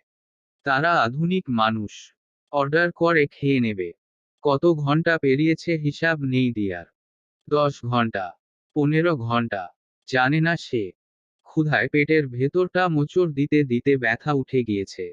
বমি পাচ্ছে ভীষণ। কিন্তু রান্নাঘরের কোথাও দানাপানি নেই। সকালের নাস্তার সময় সকল বাজার দিয়েই রান্না করে ফেলেছিল দিয়া। রুস্তম শেখের মেয়ের শ্বশুরবাড়ির লোকজনকে আপ্যায়নে সেই রাত 3টা বাজে ঘুম থেকে উঠে একা হাতে সবকিছু করতে হয়েছে। কিন্তু এক দানাও মুখে তোলার আর সময় হয়নি। বুক ফেটে কান্না এলো দিয়ার। 1 দশক ধরে সংসার নামক জাতাকলে পিষে চলেছে সে। যে সুখের ভবিষ্যতের স্বপ্ন একটা সময় দেখত, তা আর দেখে না। শব্দও করে না সে প্রতিবাদের। নিজের কর্মফল হিসাবেই মেনে নিয়েছে সকল কিছুকে। যে মেয়ে নিজের একটা মাত্র ভাইকে রক্ষা করতে পারেনি, তার সঙ্গে খোদা কেন ভালো করবেন? এ তার শাস্তি। সময় থাকতে সঠিক পথ বেছে না নেয়ার শাস্তি। যেভাবে সে নিজের ভাইকে পর করেছে, সেভাবেই আজ তার নিজের গর্ভের সন্তানও তাকে পর করে দিয়েছে। জগৎ কাউকে ছাড় দেয় না। একটা সময় দিয়া আর সহ্য করতে পারল না। নিজের শীর্ণ শরীরটাকে টেনে তুলল। পায়ে পায়ে সিঙ্কের কাছে গিয়ে কলে মুখ লাগিয়ে পেট ভরে পানি পান করল। সমস্ত শরীর গুলিয়ে উঠল। ইচ্ছা হলো বমি করে সবটা ফেলে দিতে।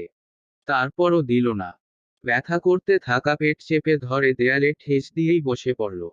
চোখ বেয়ে গড়াতে থাকলো নীরব অশ্রু। আবারও একটা দীর্ঘ সময়ের নীরবতা। হয়তো আগামীকালের আগে রান্নাঘরের দরজা খুলবে না। এই ভেবে দিয়া মেঝেতেই চটের বস্তা টেনে শুয়ে পড়ার পায়তারা করছিল। ঠিক তখনই বেশ কিছু সম্মিলিত পায়ের শব্দ শুনে থমকে গেল। ভারী, দরজার দিকেই এগিয়ে আসছে। বাইরে থেকে পুরুষালী গমগমে কণ্ঠস্বরে কিছু শোনা যাচ্ছে। কান খাড়া করে ফেলল দিয়া।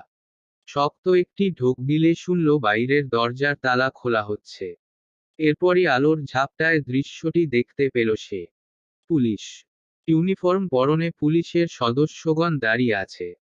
চোখে মুখে কঠোর দৃষ্টি। একপাশেই রুস্তম শেখ ভীষণ রকমের হম্বিতম্বি করছেন। আরে ইন্সপেক্টর সাহেব, আমরা একটা সম্মানিত পরিবার। এইভাবে ঘরের মামলা চাউর করার মানে কি? আপনি চুপ থাকুন মিস্টার শেখ। আমার ঘরে পুলিশ ঢুকছে আর আমি চুপ থাকব? আপনি আমার সাথে মশকরা করতেছেন। কিসের ভিত্তিতে আপনি? নারী নির্যাতন। শক্ত কণ্ঠে জবাব দিলেন ইন্সপেক্টর। তাতে ভ্যাবাচেকা খেয়ে গেলেন রুস্তম। তিয়া ফ্যাল করে তাকিয়ে রইল। হচ্ছেটা কি এখানে? একজন মহিলা পুলিশ এগিয়ে এলো। তাকে সাবধানে মেঝে থেকে উঠে দাঁড়াতে সাহায্য করল। বাইরে নিয়ে এলো। গোটা পরিবার জমায়েত হয়েছে হলঘরে। মহা বিস্ময় নিয়ে দেখছে কাণ্ড কারখানা। কি আশ্চর্য! কি হচ্ছে এখানে? পুলিশকে ডাকলো কে? রুস্তম শেখের মেয়ের শ্বশুর বলতেই ইন্সপেক্টর জবাব দিতে নিলেন। তবে তিনি কিছু বলার আগেই সুগভীর একটি কণ্ঠস্বর ভেসে এলো, প্রতিধ্বনিত হলো তার রেশ চারিধারে। পুলিশকে কেউ ডাকেনি। পুলিশ আমার সাথে এসেছে, ফর সেফটি। এক ঝটকায় সকলে ঘুরে তাকালো। শেখ বাড়ির সদর দরজার কাছে দাঁড়িয়ে আছে অকল্পনীয় সত্তাটি। লম্বাটে, দীর্ঘদেহী এক সুঠাম সুদর্শন পুরুষ। খয়েরি কালো চেক ওভারসাইজ শার্ট এবং আইভরি ফরমাল পরনে। হাতের কবজিতে কার্টিয়ার ঘড়ি। শুধুমাত্র বেশভূষাতেই বোঝা সম্ভব, এর স্ট্যাটাস গোটা শেখ বাড়ির থেকে অনেক কাঠি উপরে। শকুনি দৃষ্টি তার শিরদাঁড়ায় খেলিয়ে দেয় হিমশীতল স্রোত। দোহা! রীতিমতো আর্তনাদ করে উঠল দিয়া। গলা ভেঙে এলো তার। নিজের চোখকে বিশ্বাস করতে পারছে না সে। দোহা এসেছে। সত্যিই তার ভাই এসেছে। ইউহিসেহবাগ দোহা। লিটারেলি। দুজন কিশোর কিশোরী নিজেদের চোখের সামনে একঝাঁক স্বপ্নকে বাস্তব হতে দেখল, অপরদিকে গুরুজনেরা ড্যাব ড্যাব করে তাকিয়ে রইল। এই ছেলের মুখটা চেনা, কোথাও না কোথাও দেখেছে, খুব বিখ্যাত কেউ এটুকু জানে। কিন্তু বিখ্যাত মানুষের এখানে কি কাজ কেউ জানে না। দোহা ভেতরে ঢুকল। সে একা নয়। তার পিছন পিছন কালো পোশাক পরনে দুজন গাট্টাগোট্টা দেখতে বডিগার্ড। রুস্তম শেখ স্তব্ধ হয়ে গিয়েছেন সম্পূর্ণ। সেদিনের সেই বেয়াদব কিশোরের এমন রূপ নিজের চোখের সামনে কোনোদিন দেখবেন বলে কল্পনা করেননি তিনি। তার দিকে চেয়ে বাঁকা হাসল Doha. We meet again, mister Rustam Ali. Sir, Rustam Sheikh হবে। ইন্সপেক্টর শুধরে দিল দোহাকে। তাতে হাত নেড়ে অবজ্ঞার সুরে দোহা বলল, ওই হলো আলী শেখ একই।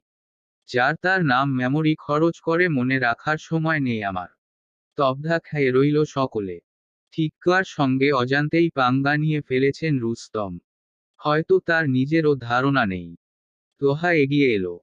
সকলকে ছাপিয়ে তার দৃষ্টি বরাবর আবদ্ধ হলো দিয়ার উপর। আপাদমস্তক পর্যবেক্ষণ করল সে নিজের বড় বোনকে। তারপরে ঠিক পুরাতন দিনগুলোর মতোই ব্রেইন সার্কিট নষ্ট হয়ে গেল তার যেন। চোখের সামনে ক্রোধে শুধুই লাল দেখতে পেল। ইচ্ছা হলো এই মুহূর্তে কিছু একটা গুড়িয়ে দিতে। আপু! আস্তে করে উচ্চারণ করল দোহা। সঙ্গে সঙ্গে ঝরঝর করে অঝোর ধারায় অশ্রু ঝরতে লাগলো দিয়ার দু চোখ বেয়ে। উপস্থিত প্রত্যেকে হতবিহ্বল হয়ে গেল। আপু! শেহবাগ দোহা দিয়ার ভাই। সত্যিটা তাদের দারুণভাবে আহত করল। দোহা চোখ ঘুরিয়ে আশেপাশের প্রত্যেকটি মুখ পর্যবেক্ষণ করল। তার দৃষ্টিতে ঝরে পড়ল অসম্ভব রাগ। গোটা খানদানকে কোমরে দড়ি দিয়ে জেলে টেনে নিতে কি করতে হবে ইন্সপেক্টর? ইন্সপেক্টর বিব্রত হয়ে পড়ল। আমরা শান্তিপূর্ণ সমাধানের পথে হাঁটতে পারি স্যার। শান্তিপূর্ণ? খেকিয়ে উঠল দোহা। আঙুল তুলে দিয়াকে দেখিয়ে চিৎকার করে উঠল।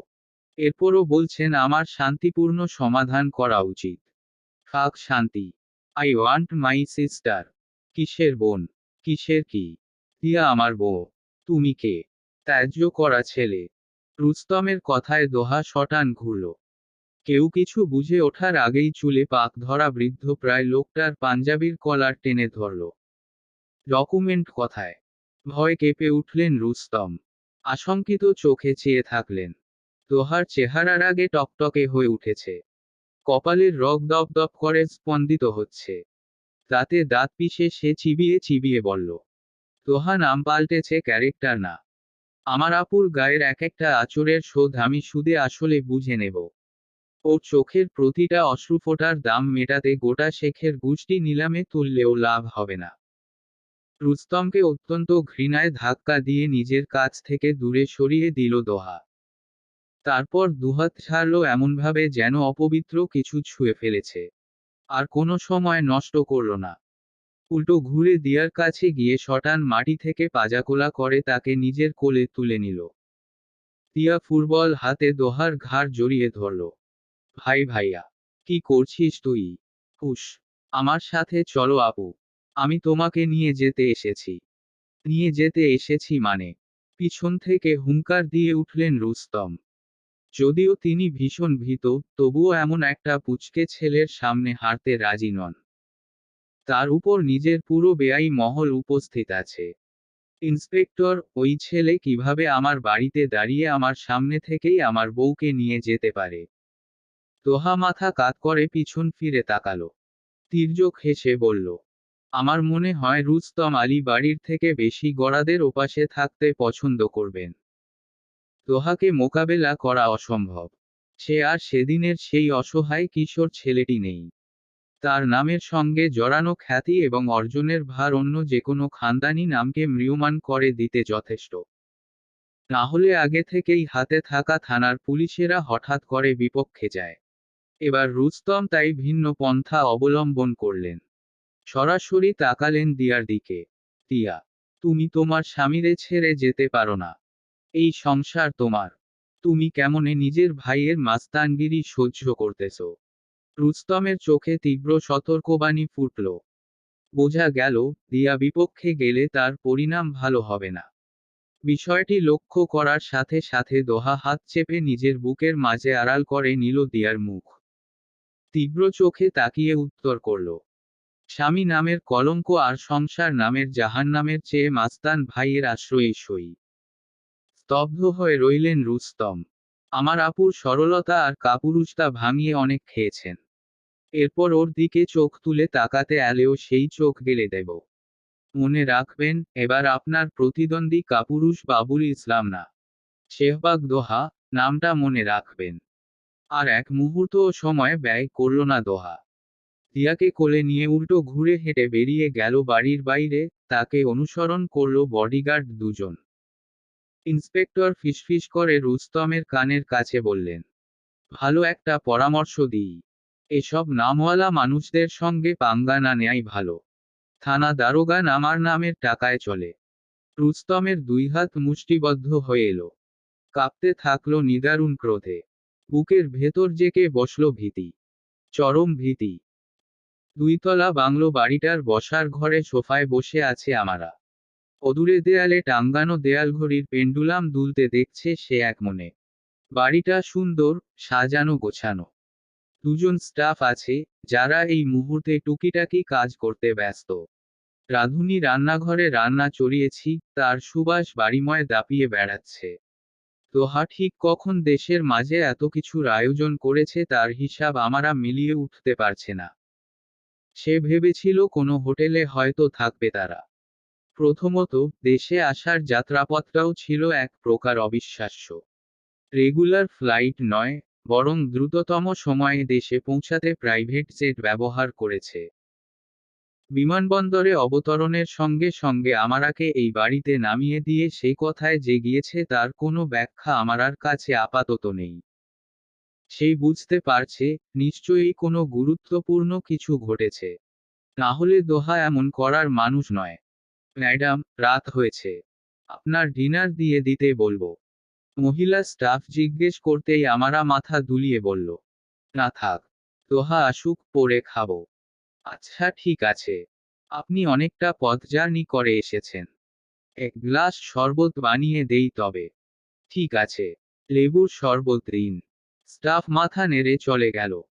কিছুক্ষণ পরেই বর্ষর এক গ্লাস ভর্তি বরফকুচি ঠাসা লেবুর শরবত নিয়ে এলো।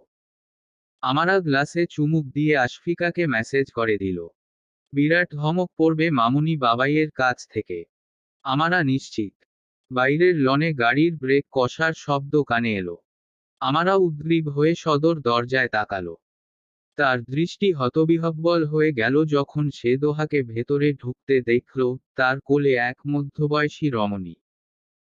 শরীরে নিজের কোটখানি জড়িয়ে দিয়েছে দোহা, ধরে রেখেছে একদম বুকের কাছে, সযত্নে। এক মুহূর্তের জন্য আমারার বুকের ভেতরটা খালি হয়ে গেল। কিন্তু পরমুহূর্তেই অন্তরাত্মা চেঁচিয়ে উঠল, ভুলে যাচ্ছিস কেন, এটা তোর দোহা। নিশ্চয়ই কোনো কাহিনী আছে। আমারা শটান সোফা ছেড়ে উঠে দাঁড়ালো। দোহা এগিয়ে এসে সোফায় বসিয়ে দিল রমণীকে। শরীর জুড়ে ব্যান্ডেজ বাঁধা। বোঝা যাচ্ছে, হাসপাতাল নয়তো ডাক্তারের ক্লিনিক থেকে নিয়ে আসা হয়েছে। দোহা সাবধানে তার শরীর থেকে কোট খুলে নিতে নিতে তাকে সোফার কুশনে হেলান দিয়ে বসালো। Can you bring a glass of water princess? Doha বলতেই আমারা দ্রুত মাথা হেলিয়ে ভেতরে চলে গেল। স্টাফের কাছ থেকে পানি নিয়ে এলো। দোহা গ্লাসটি নিয়ে রমণীর ঠোঁটের সামনে ধরতেই ফুরবল রমণী সময় নিয়ে ধীরে সুস্থে পানিটুকু পান করল। আমারা দোহার কাঁধে হাত রাখল, গ্লাসটি টেবিলে সরিয়ে রাখতে রাখতে দোহা মাথা তুলে জানালো, আমার আপু, তিয়া। আমারা স্তব্ধ হয়ে গেল। দোহার বড় বোন। এর আগে কখনো তার পরিবারের সম্পর্কে তেমন শোনা হয়নি। আজ আমারা স্বচক্ষে দেখছে। কিন্তু দোহার বোনের এই অবস্থা কেন? একেবারে ফুরবল শরীর। মনে হচ্ছে বুঝি চোখ খুলে রাখতেও তার কষ্ট হচ্ছে। মলিন চেহারায় অদ্ভুত এক প্রশান্তি আছে ঠিকই।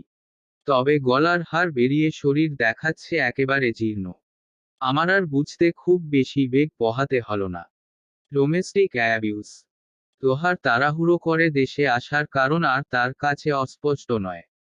দিয়া মিটমিট করে চোখ মেলে তাকালো অবশেষে।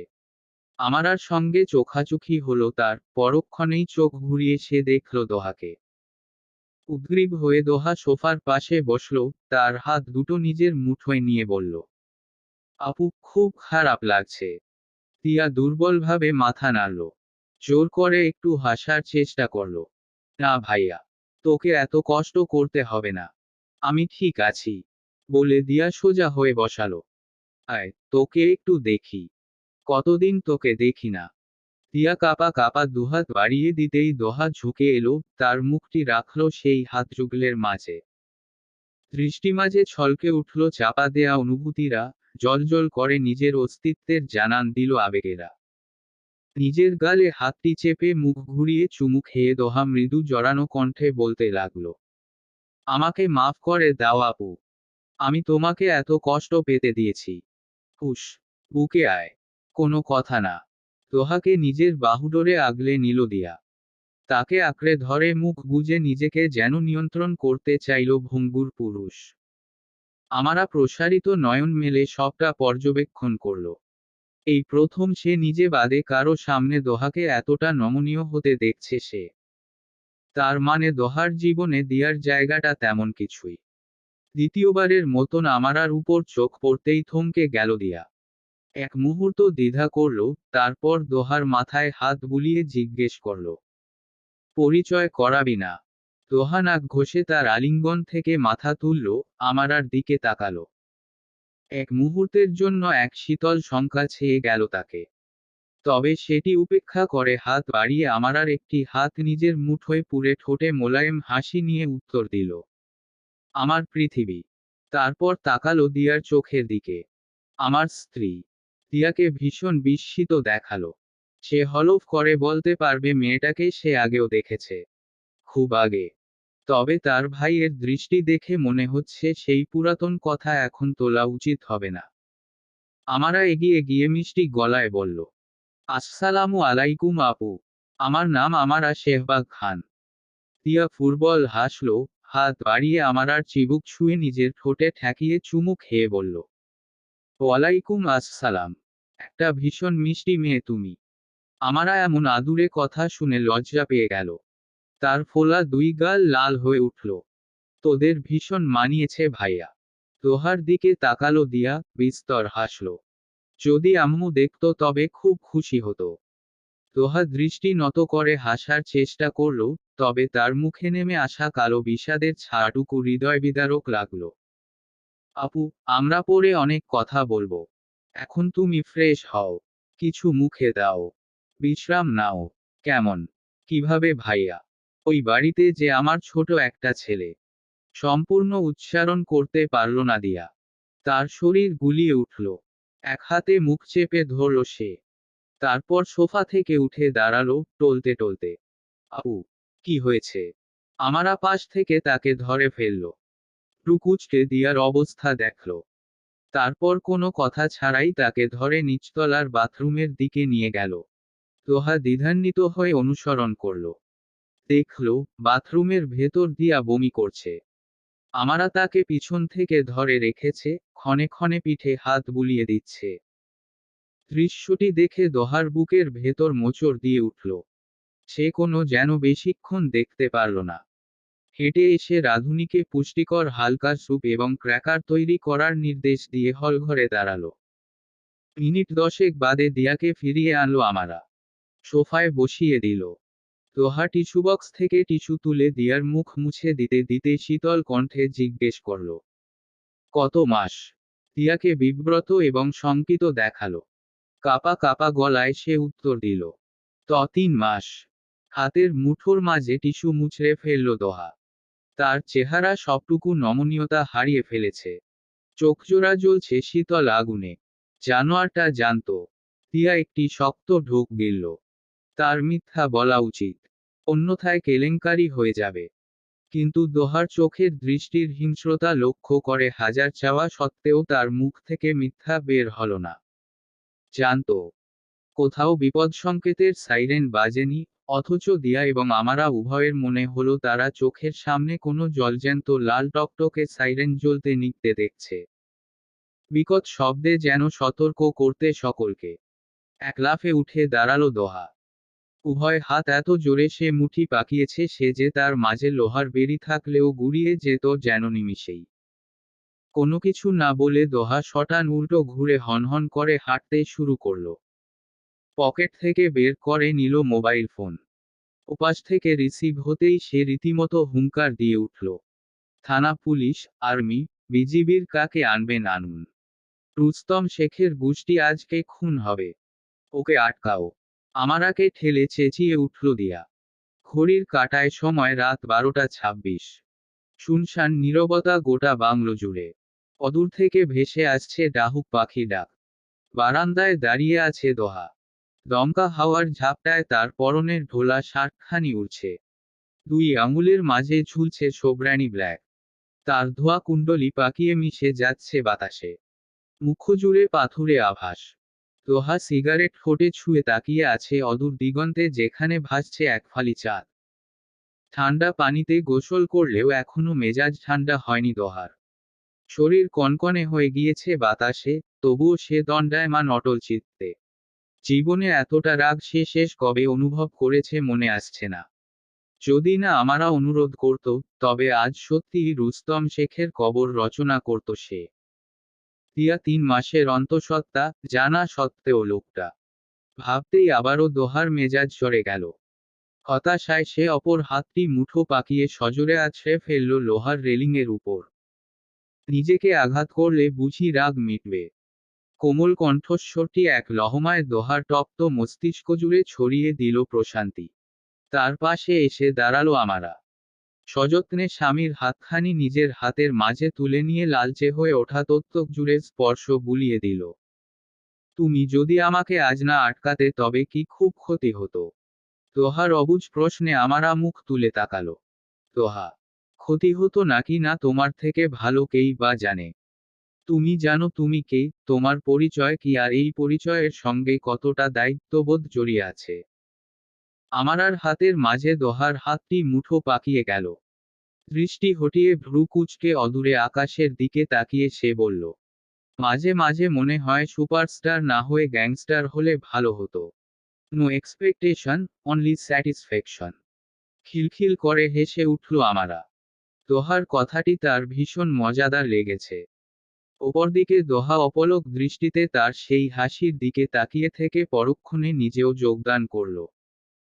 মোলায়েম হাসির রেখা ছড়িয়ে পড়ল তার ঠোঁট জুড়ে। আমারা হাসতে হাসতেই বলল, তাহলে তোমায় বিয়ে করার আগে শতবার চিন্তা করতে হতো আমায়। না, আদতে তখন আমাদের বিয়েটাই হতো না। কেন? আচমকা হাত বাড়িয়ে আমারার মুখের এক পাশ চেপে ধরল দোহা, আলতোভাবে। ঠোঁট থেকে সিগারেট সরিয়ে অপর হাতে অ্যাশট্রেতে রেখে দিয়ে ফিরল। স্ত্রীর নয়নে নিগুড় দৃষ্টি ফেলে বলল, আমাকে অন্য কোনো রূপে গ্রহণ করতে না তুমি। দোহাকে দেখে মনে হচ্ছে না সে এই মুহূর্তে মজা করছে। আমারার হাসি তাই থেমে গেল। খানিকটা বিস্ময় এবং দ্বিধা নিয়ে তাকালো সে দোহার দিকে।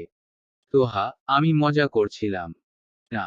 আমি জানতে চাই, বলো আমাকে, যদি আমি গায়ক না হতাম, কিংবা কোনো সাধারণ মানুষ না হতাম, অথবা। দোহা একটি শক্ত ঢোক গিলল। এরপর জানালো, অথবা আমার এমন কোনো অতীত থাকতো যা অগ্রহণযোগ্য, তবে কি তুমি আমায় গ্রহণ করে নিতে না? ভালোবাসতে না? দোহা, বলো নলক। যদি তুমি একদিন জানতে পারো তুমি যা ভাবো আমি তা নই, সেদিন কি আমার প্রতি তোমার ভালোবাসা শেষ হয়ে যাবে? তুমি এভাবে কথা বলছো কেন? আমার ভয় লাগছে দোহা। আমারার ডাগর ডাগর আখিজোড়া জলজল করে উঠল। দোহা মুহূর্তেই থমকে গেল। তার চেহারা জুড়ে যে তীব্র অধৈর্য মনোভাব ফুটে উঠেছিল, তা নিমিষেই উধাও হয়ে গেল। দুহাত বাড়িয়ে সে শটান আমারাকে নিজের বুকের মাঝে টেনে নিল। অর্ধাঙ্গিনীর কাঁধে নিজের মুখ গুজে তাকে শক্তভাবে আলিঙ্গনে বেঁধে ফিসফিস করল, সরি প্রিন্সেস, আই ওভারস্পোক। আমার আর বুকের ভেতর ধড়ফড় করতে থাকা হৃদস্পন্দন শান্ত হয়ে এলেও মনের ভেতর খচখচ করতে থাকা অনুভূতিটা গেল না। দোহাকে পাল্টা জড়িয়ে ধরে তার পিঠে হাত বুলিয়ে দিয়ে সে বলল, আপু ঠিক আছে, ওনাকে খাইয়ে ঘুম পাড়িয়ে দিয়েছি। তোমার আপু এখন আমাদের সাথেই আছে, নিরাপদে আছে। তাই খুব বেশি চিন্তা করো না। ওকে, সব ঠিক হয়ে যাবে। দোহার কাঁধে আলতো করে ঠোঁট ছুঁয়ে দিল আমারা। প্রতি উত্তরে তাকে নিজের বুকের সঙ্গে একেবারে মিশিয়ে ফেলল দোহা। আমরা যা দেখতে পেল না তা হলো দোহার চেহারা জুড়ে ফুটে ওঠা তীক্ষ্ণ অশুভ এক ছায়া। সরি প্রিন্সেস, তুমি আমায় যা ভাবো, আমি মোটেও তা নই। আমি কোনো সাধু পুরুষ নই। দোহার অন্তরের বাণীটুকু অবলাই রইল। কি মামলা করবেন? কার নামে? শেহবাগ দোহা। কিসের মামলা? মানহানি, হুমকি, আর লিগ্যাল ওয়াইফকে জোরপূর্বক দূরে নিয়ে রাখা। হা হা হা। উচ্চ শব্দে হেসে উঠল রাশেদ। রকিং চেয়ারে দুলছে সে।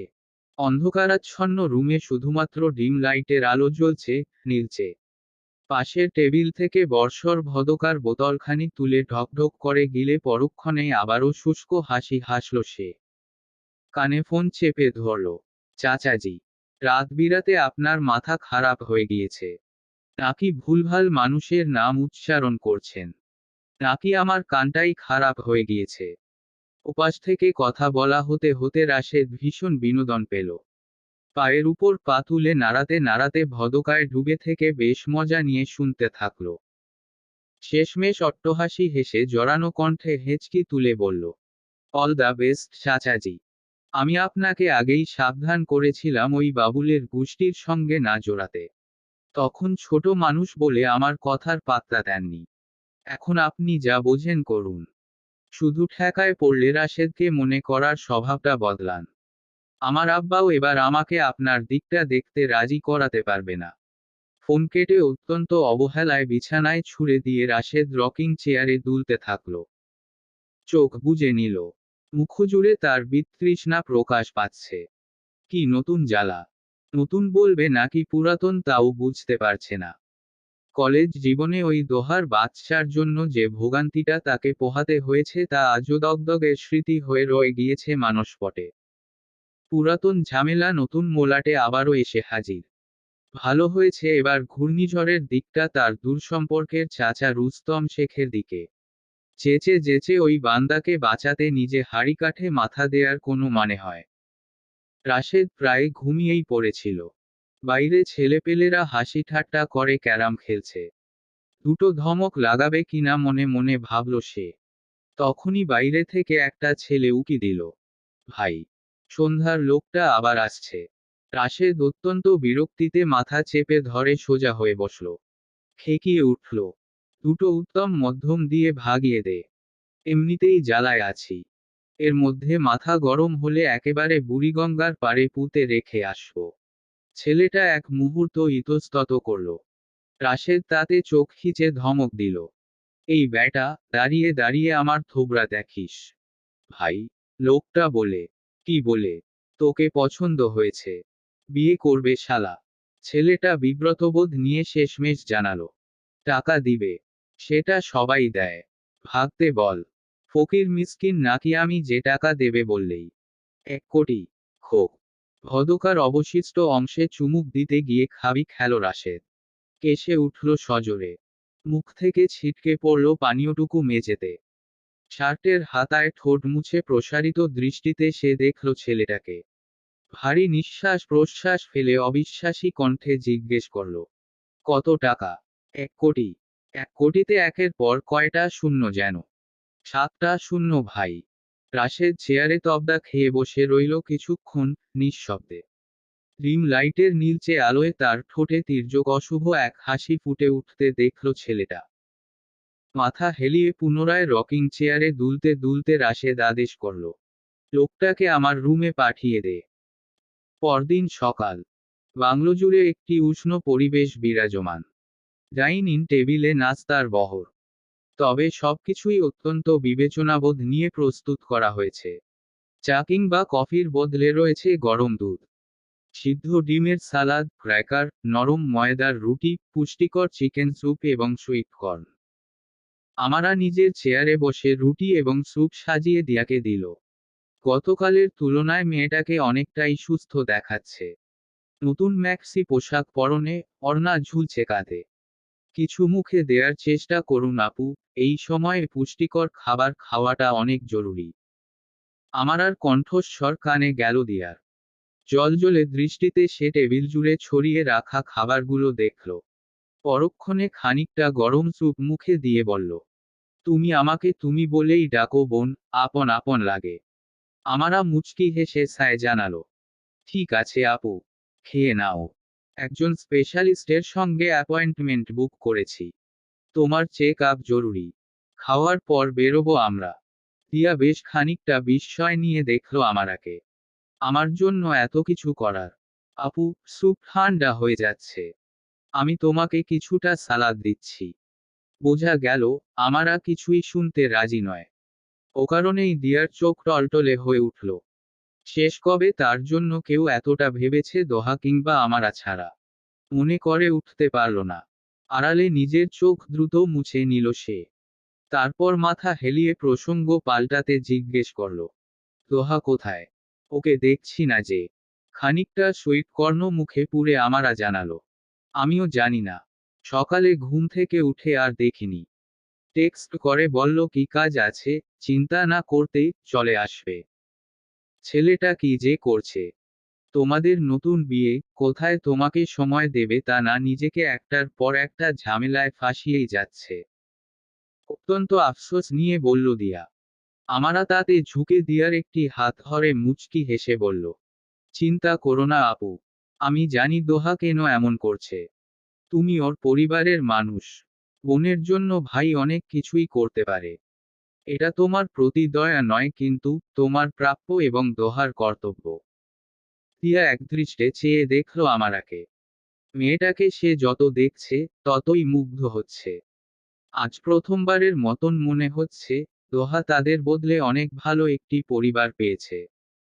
যে পরিবারে আমারার মতন একজন বজদার স্ত্রী আছে তার। নাস্তা শেষে আমারা সত্যিই দিয়াকে ক্লিনিকে নিয়ে গেল। অবশ্যই দুজন একা নয়। দোহার একজন বডিগার্ড তাদের সাথে গিয়েছে। দিয়ার চেকআপের পর দুজন ফেরার উদ্দেশ্যে গাড়িতে বসল। ড্রাইভার রাজধানীর যানজটপূর্ণ রাস্তা দিয়ে এগিয়ে যাচ্ছে। প্যাসেঞ্জার সিটে দিয়া উদাসীন হয়ে বসে আছে। ডাক্তার বলেছে এবারের মতন তার গর্ভের সন্তান ঠিক আছে, তবে ভবিষ্যতে তাকে অনেক সাবধানতা নিয়ে চলাফেরা করতে হবে। জানালার ধারে বসে দিয়া নিজের ছোট 7 বছরের ছেলেটাকে ভুলতে পারছে না। ওই বাড়িতে থেকে যাওয়ার কারণ হয়তো ওই শিশুটিই ছিল। যদিও তাকে মা বলেও সম্বোধন করত না সে, তবুও তার গর্ভেরই তো সন্তান। মায়ের মন কি ভুলে থাকতে পারে। দোহা ফিরলেই তাকে বাড়িতে ফিরিয়ে দিয়ে আসতে বলবে দিয়া, এমনটা মনে মনে সিদ্ধান্ত নিয়ে ফেলল সে। দীর্ঘ যানজটে থেমে গেল গাড়ি। জানালা দিয়ে মুখ বাড়িয়ে দৃশ্য দেখে আমারা একটি নিঃশ্বাস ফেলল। এমনিতেই আশফিকা এবং জাইন ফোনের উপর ফোন দিয়ে যাচ্ছেন, সে আর দোহা হঠাৎ বাংলাদেশে এসেছে খবর পেয়ে। তাদের কোনোমতে বাড়িতে গিয়ে ভালোমতো কথা বলবে বলে মুখ বন্ধ করে রেখেছে আমারা। তার উপর এই যানজট। উদাসীন হয়ে জানালায় থুতনি ঠেকিয়ে আমারা তাকিয়ে রইল অজানার উদ্দেশ্যে। ঠিক তখনই নজরে পড়ল দৃশ্যটি। এক কিশোর ছেলে ফুটপাথের উপর দাঁড়িয়ে আছে। কাঁধে ব্যাগ, পরনে ইউনিফর্ম। ইউনিফর্মের ডিজাইন বেশ পরিচিত। কোটের পকেটের উপর ব্যাজ আটকানো। Saint Petersburg international school and college. ফুটপাথে এক আইসক্রিমওয়ালা বসেছে। তার কাছ থেকে দুটো আইসক্রিম কিনেছে কিশোর ছেলেটা। একটা নিজে খাচ্ছে, অপরটা সে ফুটপাথের উপর ঘুরঘুর করতে থাকা এক পথশিশুকে দিয়েছে। দুজন এমনভাবে গল্প করতে করতে আইসক্রিম খাচ্ছে যেন কতদিনের বন্ধু। অথচ বয়স এবং শ্রেণীর পার্থক্য তাদের মাঝে স্পষ্ট।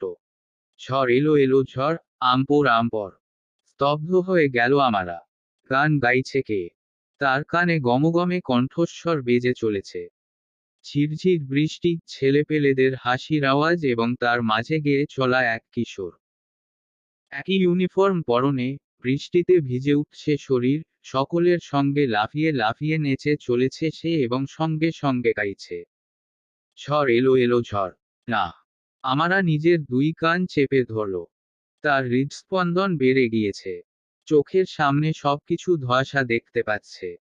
হাজার চেষ্টা সত্ত্বেও কিশোরের মুখখানি স্পষ্ট হচ্ছে না। আবছায়া চিত্রের মতন লাগছে। ফুটপাথের পাশে সাইকেল, এক কিশোর পথশিশু। আহহ! ঘুমিয়ে উঠল আমারা। তার সমস্ত শরীর কেঁপে কেঁপে উঠল, যেন বিদ্যুৎ হেলে গিয়েছে। টিয়া আনমনে জানালা দিয়ে বাইরে তাকিয়েছিল। শব্দ শুনে ফিরে তাকিয়েই সে দেখল আমারা উদ্ভ্রান্তের মতন হয়ে গিয়েছে। তাড়াতাড়ি তাকে ধরল সে। এই, আমারা, কি হয়েছে তোমার? খারাপ লাগছে কোথাও? আমারা নিজের দুনিয়ায় নেই। সে দিয়ার দিকে তাকালো ঠিকই, তবে ফাঁপা দৃষ্টিতে। আতঙ্কে জমে গেল দিয়া। সে কিছু বুঝে ওঠার আগেই আমারা হন্তদন্ত হয়ে গাড়ির দরজা খুলে বাইরে বেরিয়ে গেল। আমারা, ড্রাইভার, গার্ড। দিয়া বের হতে হতে বডিগার্ড বেরিয়ে গিয়েছে অবশ্য। পিছু নিয়েছে আমারার। আমারা বেখেয়ালি পদক্ষেপে গাড়ির মাঝখান বেয়ে ফুটপাথে এসে পৌঁছালো। তার শরীর টলছে সামান্য, যেন যেকোনো মুহূর্তে ভার ছেড়ে দেবে। তবে থামতে রাজি নয় সে। পিছনে দৌড়ে আসা বডিগার্ড কিংবা দিয়া কারোর চিৎকারই কানে যাচ্ছে না তার। সোজা সেই কিশোরের সামনে এসে থামল আমারা। ভারী নিঃশ্বাস প্রশ্বাস ফেলছে সে। তাকে এভাবে উপস্থিত দেখে অচেনা কিশোর এবং তার সাথে দাঁড়িয়ে আইসক্রিম খেতে থাকা পথশিশু উভয়ে ঘাবড়ে গেল। ভাইয়া চেনেন উনারে? পথশিশুর জিজ্ঞাসায় কিশোর মাথা দুলিয়ে জানালো, না। এক্সকিউজ মি, আপনি? কিশোর ছেলেটি সম্পূর্ণ সমাপ্ত করার আগেই আমারা কাপা কাপা হাত বাড়িয়ে তার চিবুক স্পর্শ করল। ছেলেটি জমে গেল নিজের জায়গায়। ফ্যালফ্যাল করে চেয়ে রইল। আমারার মুখ দেখে মনে হচ্ছে না এই নিষ্পাপ দেখতে রমণী তার কোনো বিপদের কারণ হবে, তাই সে স্থির থাকল। আমারা ঝুঁকে তার মুখটা ভালোমতো দেখল, যেন বোঝার চেষ্টা করছে কিছু। তার দ্রুত হৃদস্পন্দনের শব্দ কিশোর ছেলেটা অবধি শুনতে পাচ্ছে। তো তোমার নাম কি? কিশোর ছেলেটি একটি ঢোক গিলে উত্তর করল, সারিফ। সারিফ। দোহা আমার মনে পড়েছে, দোহা আমার সবকিছু মনে পড়েছে। আমার আর সমস্ত শরীর টলে উঠল। পড়ে যেতে নিল সে। সারিফ নামের কিশোর এবং পিছন থেকে দৌড়ে আসা বডিগার্ড দুজন একসাথে তাকে ধরে ফেলল। ফুটপাথের মাঝেই জ্ঞান হারালো আমারা।